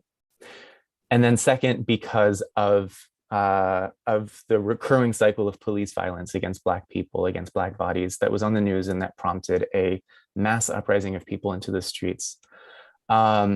And for some within the DUSP community, this was sickeningly familiar. And for others, it was eye-opening and it was overwhelming. And the chair of the department asked the question, and I appreciate the humility that was behind the spirit of the question, was, what do we need to do as a department? I know that we need to do something. We need to respond in some way as a department, and I don't know how. And a group of mostly women of color faculty, just the most extraordinary women, came together and began to develop what ultimately turned into this 5-week class. At the same time, Black students in DUSP wrote the Black DUSP thesis, which was a very thorough critique and list of demands and recommendations for making changes to the urban planning program and more broadly to the department.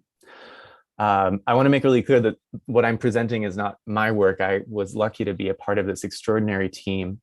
And especially Dana Cunningham and Delia Wendell were the lead professors and kind of ideologues behind this curriculum. And as a, I guess by way of introduction to what it is, what it asked was, well, A, how do urban planners come to understand the specific histories? How do urban planners come to understand the ways in which planning in the past has been a tool that has created a lot of harm? And then how does that open a paradigm shift in our understanding of what it is that planners are called to do today? What it means for planners to really center an understanding of that history and to center the communities and the people that have been most marginalized or disenfranchised in their work today, which Saf and Francesca, you both pointed to in your work. And then lastly, what are the personal skills that students need to attend to in order to be able to do this?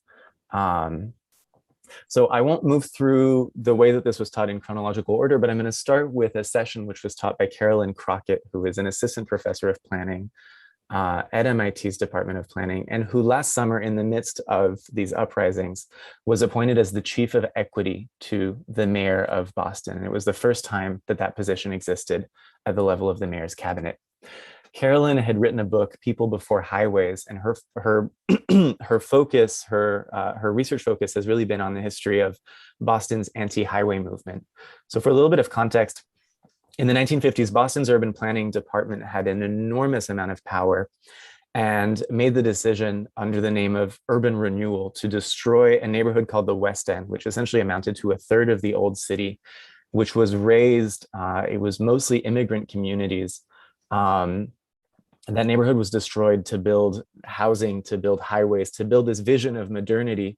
Today, that neighborhood is institutions and luxury high rises. So what had been one of the most vibrant neighborhoods in Boston was destroyed to make way for that. And so in the 1960s, residents of Boston, community groups, grassroots organizations had learned from that experience. And when they learned that the city of Boston was now thinking about driving a series of highways through the center of the city, they were able to organize, they were able to bring together mass protests, they were able to demand hearings with the city, and ultimately they were successful in challenging a lot of these plans. And so the city of Boston today has far fewer highways, and the city center is not cut through. Neighborhoods were not sliced through, were not destroyed by this plan as they might otherwise have been. And the bigger idea here, I think, is of a reframing of urban planning as being what happens in a planning institution, or what happens within a planning and design agency hired by institutions that have the power to initiate these programs. But planning also being what happens at the grassroots, planning also being the work that community organizations are doing every day to shape the narrative of the city, to provide services to local, to people in neighborhoods that have been disenfranchised. And taking that a step further, then for us to ask as prospective planners how it is that we understood the role that we wanted to be playing, how it is that planners understood their sense of the discipline. And I want to share a quote, because really this here is about connecting the past to the present, this frame of transitional justice, which is at the bottom left here. Transitional justice teaches us that reckoning with the past, listening intently with purpose to a more full range of histories of human survival, suffering, and activism, is critical to becoming more aware of where we are in this present moment and what we really can do in the future. So planners, I'm thinking planners in the United States have a responsibility to understand this history of urban renewal, this history of modernist planning that destroyed a lot of, especially neighborhoods of color, especially neighborhoods that were poor, that had a lot of immigrants, neighborhoods that had already been systematically disenfranchised by the government. Planners have a responsibility to understand redlining and the way in which federal policy made it impossible for African-American families to invest in real estate starting in the 1930s and 1940s. Understanding that history is at the heart of then being able to develop planning interventions that address that history and that lead us to a different future. And it's also at the heart of being able to listen to the people who have been subject to this repeated disenfranchisement. I want to move into two tools that were shared as basically ways of beginning to reckon with the injustices of the past as processes for transitional justice. One of those is the idea of truth commissions, and we look specifically at the Truth and Reconciliation Commission in South Africa that was brought together to hear the crimes of apartheid. And tying that specific example back to planning, there was not a Truth and Reconciliation Commission for planning, but we looked at the example of the neighborhood of Sophiatown, a suburb of Johannesburg that had become a symbol of Black culture, and that was raised, evicted, and destroyed by the government in the 1950s. So this question we were posing, so truth commissions are a body that convenes to reveal and to recognize past wrongdoing. Their aim isn't to focus on the guilt of perpetrators, but on hearing individuals tell the hard truths about their systematic oppression and violation. And it's to bring into focus what the stakes are for society when we don't listen to those stories. It's to bring into focus the way in which we are able to continue to live if we don't understand this harm and this violence that has been and that continues to be committed. And so in a sense, this process of truth-telling really is what planners are doing and need to be doing when they're working with communities. Of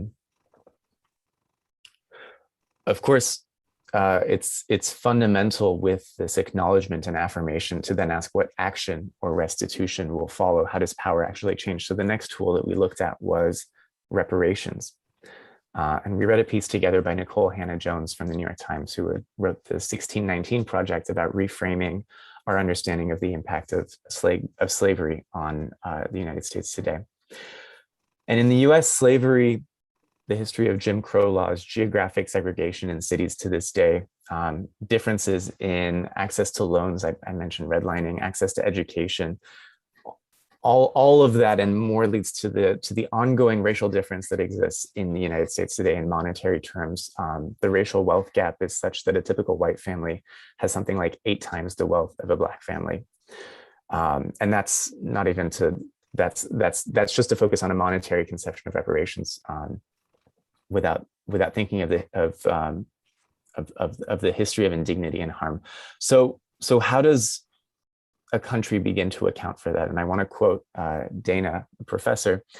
How can listening to the African-American experience help us to understand the ways in which the US economy, culture, and political institutions were designed to perpetrate racialized extraction and injustice? And how can that experience help us as planners to discern moral claims for justice and to orient ourselves towards changing unjust structures? So the question from a planning perspective becomes, if our cities historically have been segregated, impoverished, exploited, if they've destroyed African-American neighborhoods, what does a planning process look like which does the opposite of this, which restores, which accounts for everything that was taken away? And students went through a series of workshops first to design what a truth commission might look like for urban planning of the era of apartheid in South Africa. And then later on to construct a demand for reparations to a jurisdiction. And as I say that, I'm thinking there actually is a city in the United States, I think a suburb of Chicago, that has begun to explore reparations. And the way that they're framing it is specifically to invest money into I think a pool of funds for housing, specifically for Black families. But there is a growing conversation around what does this look like in practice, in action in the United States. I want to go a step deeper into this question of the relationship to history and differentiate between history as what we understand as a set of facts, and then memory as having emotion, as having personal feeling, having affect. And the course dug into collective memory. Collective memory is how a group of people together remember the past. And that ties back to what I was saying earlier on about the architecture of Paris and the stories that tells us of the dignity and power of a culture. What I was saying about colonial architecture in India when I lived there and what that was telling us about that history. Counter memories are the unacknowledged histories. They're the memories that are told by marginalized sources. and they seek out a more inclusive narrative of the past. And there's a picture up here of this memorial that was built by the Equal Justice Initiative and designed by Mass Design Group. I was very lucky to work for Mass right at the time that the organization was opening a conversation with the Equal Justice Initiative around what does it look like? What does it look like to, EJI was doing work to collect the stories and the history of lynchings of African Americans in the American South.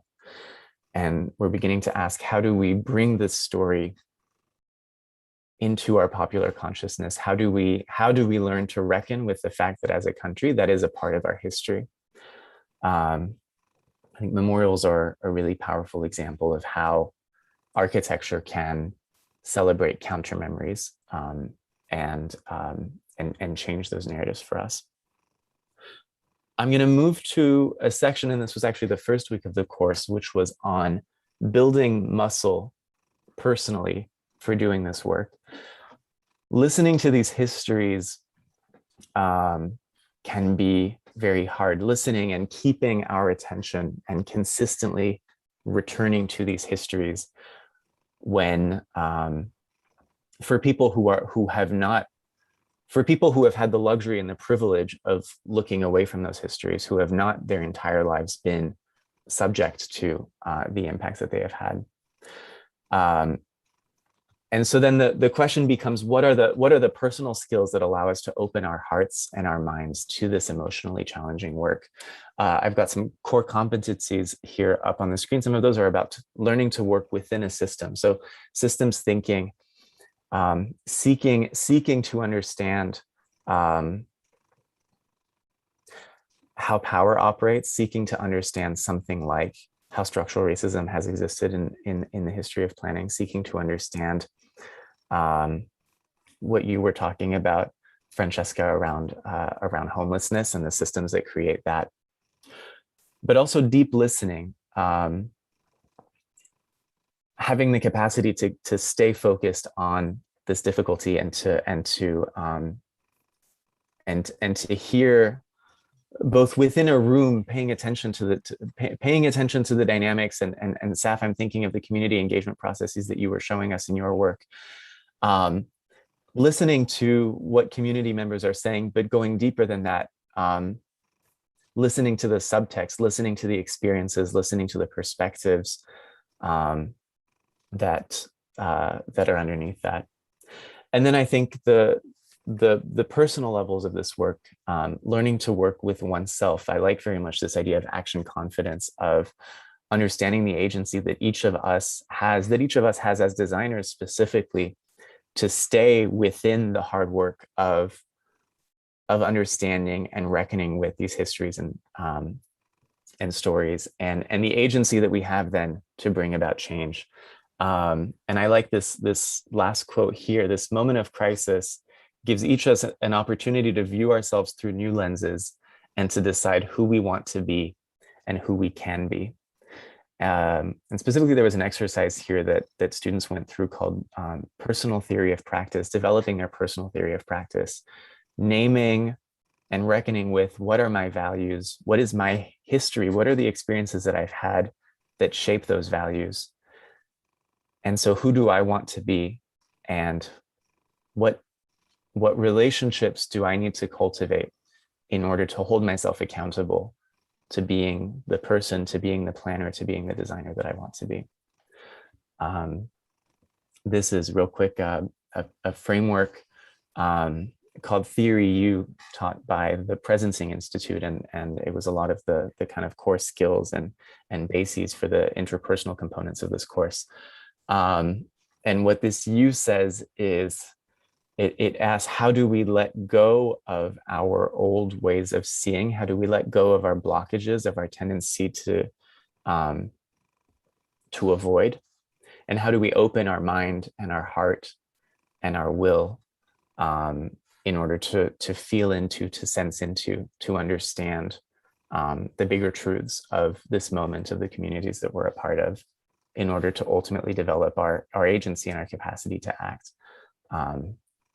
act on those truths. I'm really skimming over this, and I would encourage people who are interested to look up the Presencing Institute. The work that they do is really powerful, and there's an online MOOC, an online course that people can take that goes into this in a lot more detail.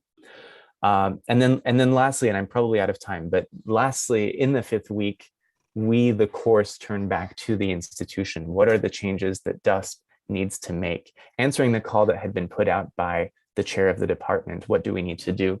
Yes, so what are the things that DUSP needs to make to become an anti-racist institution, to prepare planners to go out into the world and to really challenge systems of injustice? And some of those are building long-lasting relationships and long-lasting commitments to organizations and partners on the ground as a part of studio organization. They're including resources like oral histories, music, videos, interviews. They're developing intentional space within the classroom to critique the syllabus, to critique the process that we're learning. Students often have really strong and powerful perspectives on whether what they're learning is going to the level of depth that is necessary to actually address injustice. And I say this having very much seen it in my coursework at the GSD. So how does an institution learn to seek out that feedback and to really ask itself, how do we change? How do we become more effective at challenging injustice rather than putting up a wall and feeling stuck, feeling defensive? And these are just some of the themes that were woven through the entire 5-week course. I think the ones of listening, the ones of pausing, resist immediate action and reaction, to listen deeply, to self-reflect, and to consider the methods and knowledge that are necessary for ethical and just practice are really important. And then, of course, the importance of history, of connecting the past to the present when looking to the future, and of acknowledging racism, of acknowledging how present structural injustice is in our everyday. I'll leave it at that. All right. Thank you, Gerard, for sharing. I think the core takeaway from what I heard from you, it's really how do we develop that muscle or that mental capacity to deal with all these things that we choose to look away? Because it's so much easier to look away, but for you to face the reality, you need a lot of, in a way, courage. You need a lot of positivity. You need a lot of ecosystem to support you to do so. And that is wonderful. Thanks for sharing. Last but not least, I have Mina. We're slightly behind time, but we still have a bit, like maybe 10 minutes, Mina, or less or more, up to you. Mina, yeah, over to you to share about how you've been doing your work. I'll try to be as fast as possible. It might be a little more than 10 minutes, Sure. but let me try to just Bottom right, full screen. I figured this out yesterday, and now Let's go to the bottom right, maybe. It's a screen button there. okay.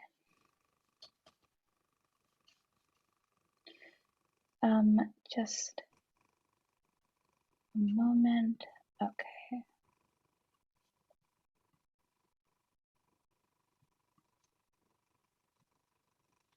All right. Are we good?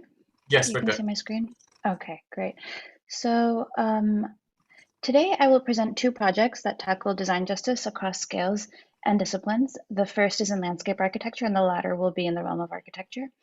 This project, Adaptive Technostrata along the Bay of Bangkok, was developed in collaboration with my partner Sam Gilbert and my studio partner Sam Gilbert, and it reflects an attempt to provide a practicable and technically informed strategy for the transition of a coastal landscape from one of precarious monoculture to an ecologically rich, economically viable, and culturally relevant set of conditions that can respond and adapt to the extreme effects of sea level rise due to climate change. The vast, flat, intertidal landscape of the northern coast of the Bay of Bangkok, just south of the city, has long been a site of cultivation, harvest, and strategic defense.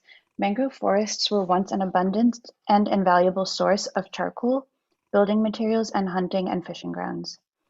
The daily ebb and flow of large tides dynamically transforms the landscape on an hourly basis, and provides the conditions suitable for brackish water, aquaculture, and salt harvesting. Until the 1970s, aquaculture practices existed at a relatively small scale, responding to the natural rhythms of the tide, the monsoons, and the life cycle of local aquatic creatures. Beginning at this time and accelerating through the 80s, the mangrove forests were cleared to make way for industrial-scale shrimp farming, which exploits a single species of giant prawn, selling to a highly competitive global market. The antibiotics and nutrient-rich feed pellets used in these ponds drain off into the bay and accumulate in the soil, creating toxic conditions that harm surrounding ecosystems and inhibit sustainable use of the ponds themselves, which are often abandoned after an average of only 5 years. In addition to the external forces of sea level rise due to climate change, land subsidence escalated by unchecked groundwater extraction in and around Bangkok, and the inhibition of sediment transport due to upriver dams have combined to create a coastal erosion crisis that threatens the livelihoods of coastal residents and the security of the highly urbanized region just inland from the coastal plain.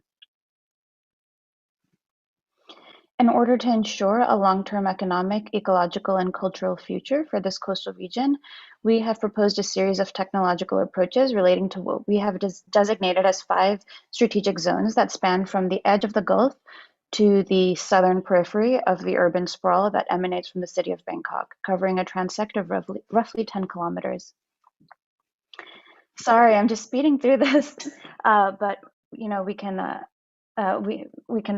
talk more about it in the Q&A afterwards if you have any questions. The Thai government and local communities have deployed a variety of erosion prevention structures in a piecemeal fashion. They range from bamboo fences to stone walls. Living infrastructure includes mangroves, whose roots tap sediment and create habitat essential for functioning ecosystems, and nipa palms, whose sugar-rich sap can be sustainably harvested for use as biofuels. Bamboo scaffolding is widely used in construction to create permanent and temporary structures. So the site that we are focusing on is connected by a network of canals that feed thousands of aquaculture ponds covering roughly 50,000 square meters. And urbanized settlement is limited to villages along the edges of the ponds, with some larger industrial sites and residential developments in the north. The 5 zones are defined by their proximity to the open water of the Gulf, as well as their relationship to the hydrological networks. So Zone 1 is offshore island generation. Zone 2 is defined by afforestation through applied nucleation. Zone 3 is phased mangrove afforestation. Zone 4 was aquaculture redistricting. And Zone 5 was nipaculture deployment. For the purposes of this presentation, I'm just going to focus on Zone 1 because we'll definitely run out of time if we go through all of them. So this zone is what we considered to be the first line of defense, and that defense strategy was twofold. One was pond berm reinforcement by planting mangroves along the coast, and the second was island formation through sediment capturing scaffolding crescents. So we studied the way mangrove roots disrupt the flow of water to allow sediment to drop out. And our innovation involves the same materials we saw on our visit to the coast, but by slicing the bamboo in half lengthwise, we aim to create a directional capture mechanism, which allows sediment to flow in with the waves, but not out with the tide. Analyzing the flow shadows created by an arching scaffold deployment pattern, we predicted the overlapping areas of sedimentation with incoming and outgoing currents, resulting in an organic island pattern. So this is the evolution of one of the scaffolding crescents, creating an island of sediment over time. And this is what the generation of all of the offshore islands look like together over the span of 50 years. So what you can see here, everything in black is basically reinforcing the coastline, which has eroded over time, bringing back soil and sediment, capturing it, catching it, and creating and reinforcing the coast. Over time, these deposition areas allow for mangrove rooting or even active plantation, which in turn create more deposition, creating a feedback loop of sedimentation. Eventually, the bamboo will decay, having played its part in allowing for the mangrove establishment. So this project has a lot of takeaways, but what I would like to highlight from this example is our attempt to take a step beyond the aesthetics of our site and incorporate local materials, technologies, and construction techniques into the design. Especially as students that were not native to the site, it was our priority to learn and utilize local techniques and histories and knowledge in a way that wasn't just aesthetic.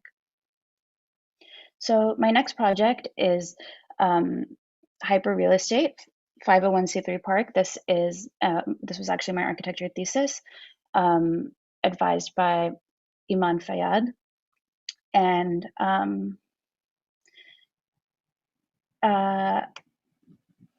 I will start with a brief background to my thesis, which is about the skyscraper, the luxury skyscraper and the luxury apartment. So the rapid financialization of the skyscraper throughout the 20th century has turned the skyscraper into a machine itself, a generator of pure liquid commodity. 501c3 Park examines the modern skyscraper as a financial instrument and the resulting phenomena of real estate speculation and ghost housing.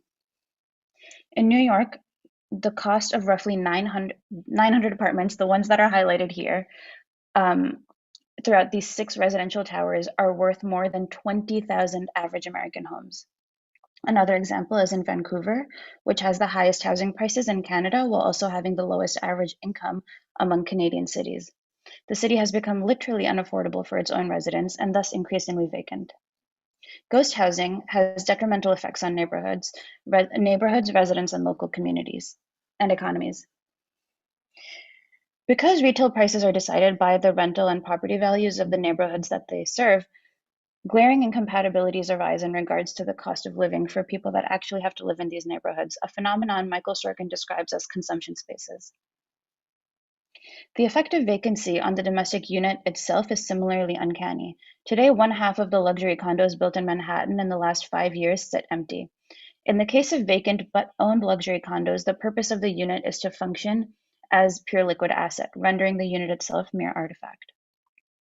An increasing number of units are sold as core and shells, which are essentially open, undesigned floor plans. Advertisements for these luxury units include large, unarticulated spaces with floating furniture and impeccable finishing. If it weren't for a randomly placed bathtub next to a column, there would be nothing in the design that would indicate the space is in fact a bathroom. 432 Park, Raphael Vignoli's luxury skyscraper in the heart of Manhattan, boasts floor-to-ceiling marble bathrooms. However, anyone that has tried to walk on polished marble with wet feet would know that this bathroom is not meant to actually bathe in. Rather, it is meant to maximize value. Bathrooms and kitchens in apartments can be showcases for some of the finest materials in the game. The finishing cost of houses can only increase the cost of construction by about an average of 20%, but can increase the value of a unit by over 100%. Top of the line wood, stone, and glass paneling and tiling on floors, walls, and ceilings can increase the value of a condo exponentially. Since bathrooms and kitchens offer the greatest opportunities for luxury amenities and surface area for fine finishes, they're often overused in luxury condos. As seen here, again in 432 Park, almost half of the unit is bathroom spaces. So my thesis, as you will go on to see, makes use of these excess spaces to offer alternate possibilities. So in those spaces, I proposed a civic intervention into the luxury skyscraper, a library. The history of the library in cities as a leveler is equally as rich as that of the skyscraper. Today, the institution of the library is commonly seen as an active resource for a cross-section of city dwellers, open to everyone. The free public library flattens access and privilege and offers knowledge and belonging to anyone that seeks it. My project concedes that these apartments are designed to maximize wealth and not the quality of the space. How then can we repurpose some of this floor area to explore alternate potentialities of the luxury ghost condo? Well, I challenge the parasitical relationship between the luxury high-rise and the city and aim to turn that relationship into a symbiotic one, in which owners and city dwellers can find mutual gain. So 501c3 Park explores new potentials in luxury asset condominiums by tackling two phenomena simultaneously. The first being the vacancy rates, which we've established, of ultra-wealthy residential properties. And the second is the social capital offered by the philanthropic value of ultra-high net worth individuals. So I've chosen the 6 penthouses in 432 Park because they are the largest units and they are the most vacant most of the time. This is the biggest intervention in terms of square footage and also symbolically, not just in floor area, but by its heightened position in the building.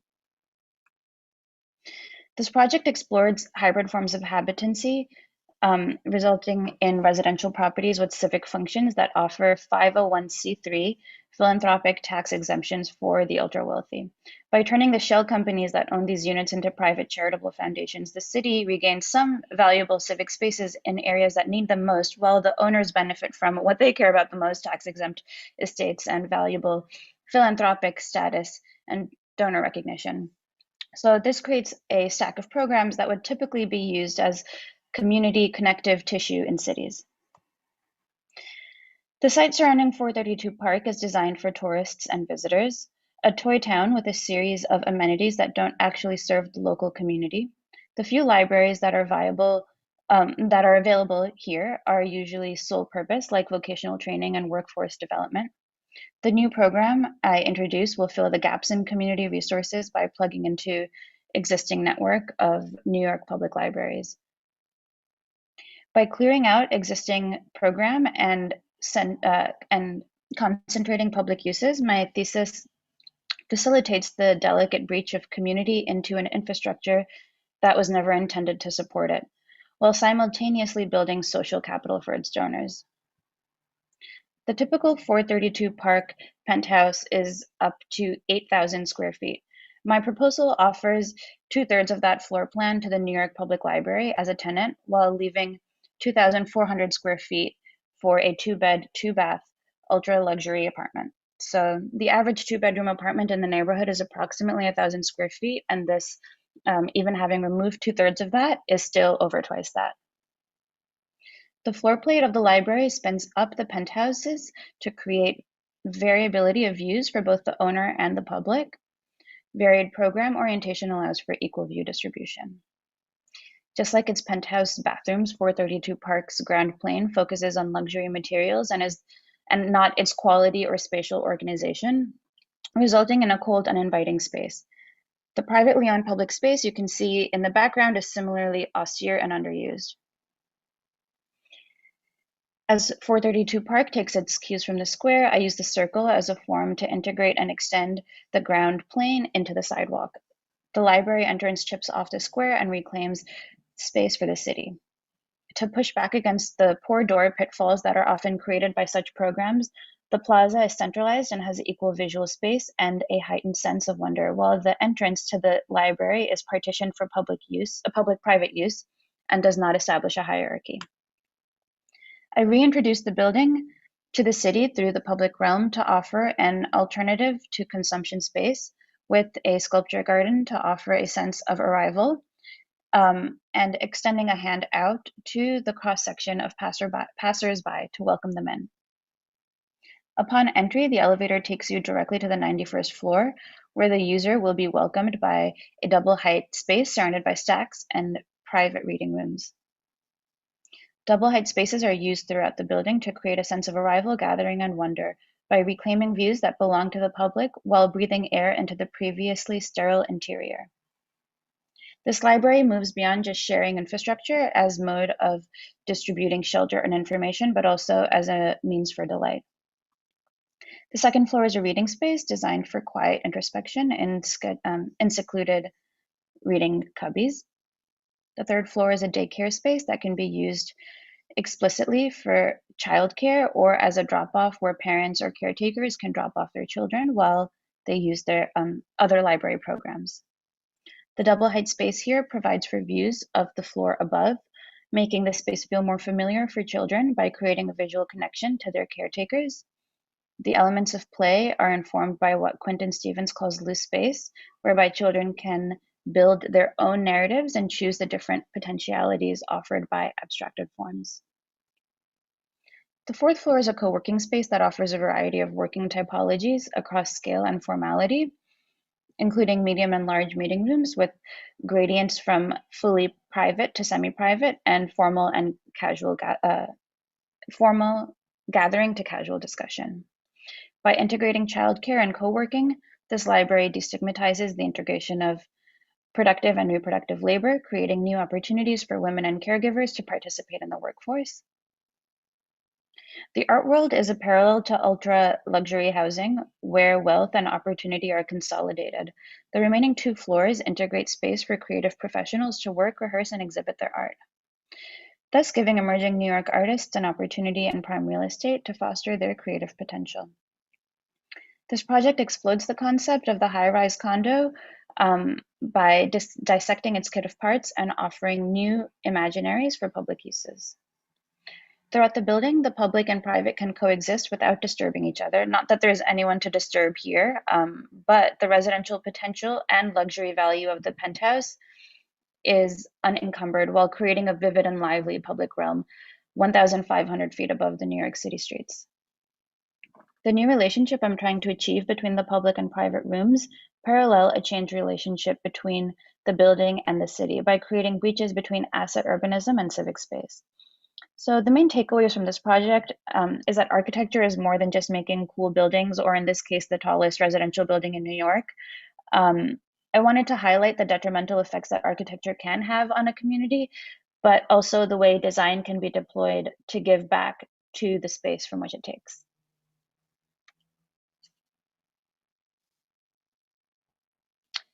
So that's all. Sorry, Brandon. Oh. No problem. We're slightly behind schedule, but I think we have very insightful perspectives from all 4 of you talking about really it's justice in different scale and design. So I think the core of this, before we let everyone go, thank you everyone for your time. What do we want to do? Who are we? And also what are the competencies required for us to succeed? Right? I mean, at first you didn't make it, you try harder, you try again. And I think the whole idea with social justice and design justice, why do we bring this topic up is because, I mean, of course, it's Safir's suggestion, which is a great suggestion, but on top of that, it's also, a lot of people don't realize what we can start doing. You know, it's not one day we wake up and then we can design amazing projects to help the world gain balance. It's over time we accumulate perspectives and skill sets and experiences and networks and resources so that we can one day deliver design and justice. So moving forward, I hope everyone here can go home. I mean, for you 4 of you, you have to carry on with your day, but for this side of the world, we are going to go to bed. So, but prior to go to bed, it's really how do we prepare ourselves mentally? How do we be better listeners? And how important it is for us to acknowledge that, like what you guys mentioned, spaces can be detrimental, but spaces can also be giving positive charge to a community and to society and to people who are always interacting with that space. So with that, I would like to end today's sharing session. Thank you, Francesca, Safir, Gerard, and Mina for your time. And I will send this, Chanwai, our doodle artist, will send you the completed artwork later on. And I will share this with all our 1,000 university partners of AYDA Awards for them to just understand what is design justice. And if they're interested to ask you more questions, I will definitely haunt you. And yes, so keep in touch. Thank you, everyone, and have a very good evening ahead. Thank you so much. Thank you. See you guys. Bye, everyone. Bye. Thank you all. Yeah, Thank over you. to the tech team to play.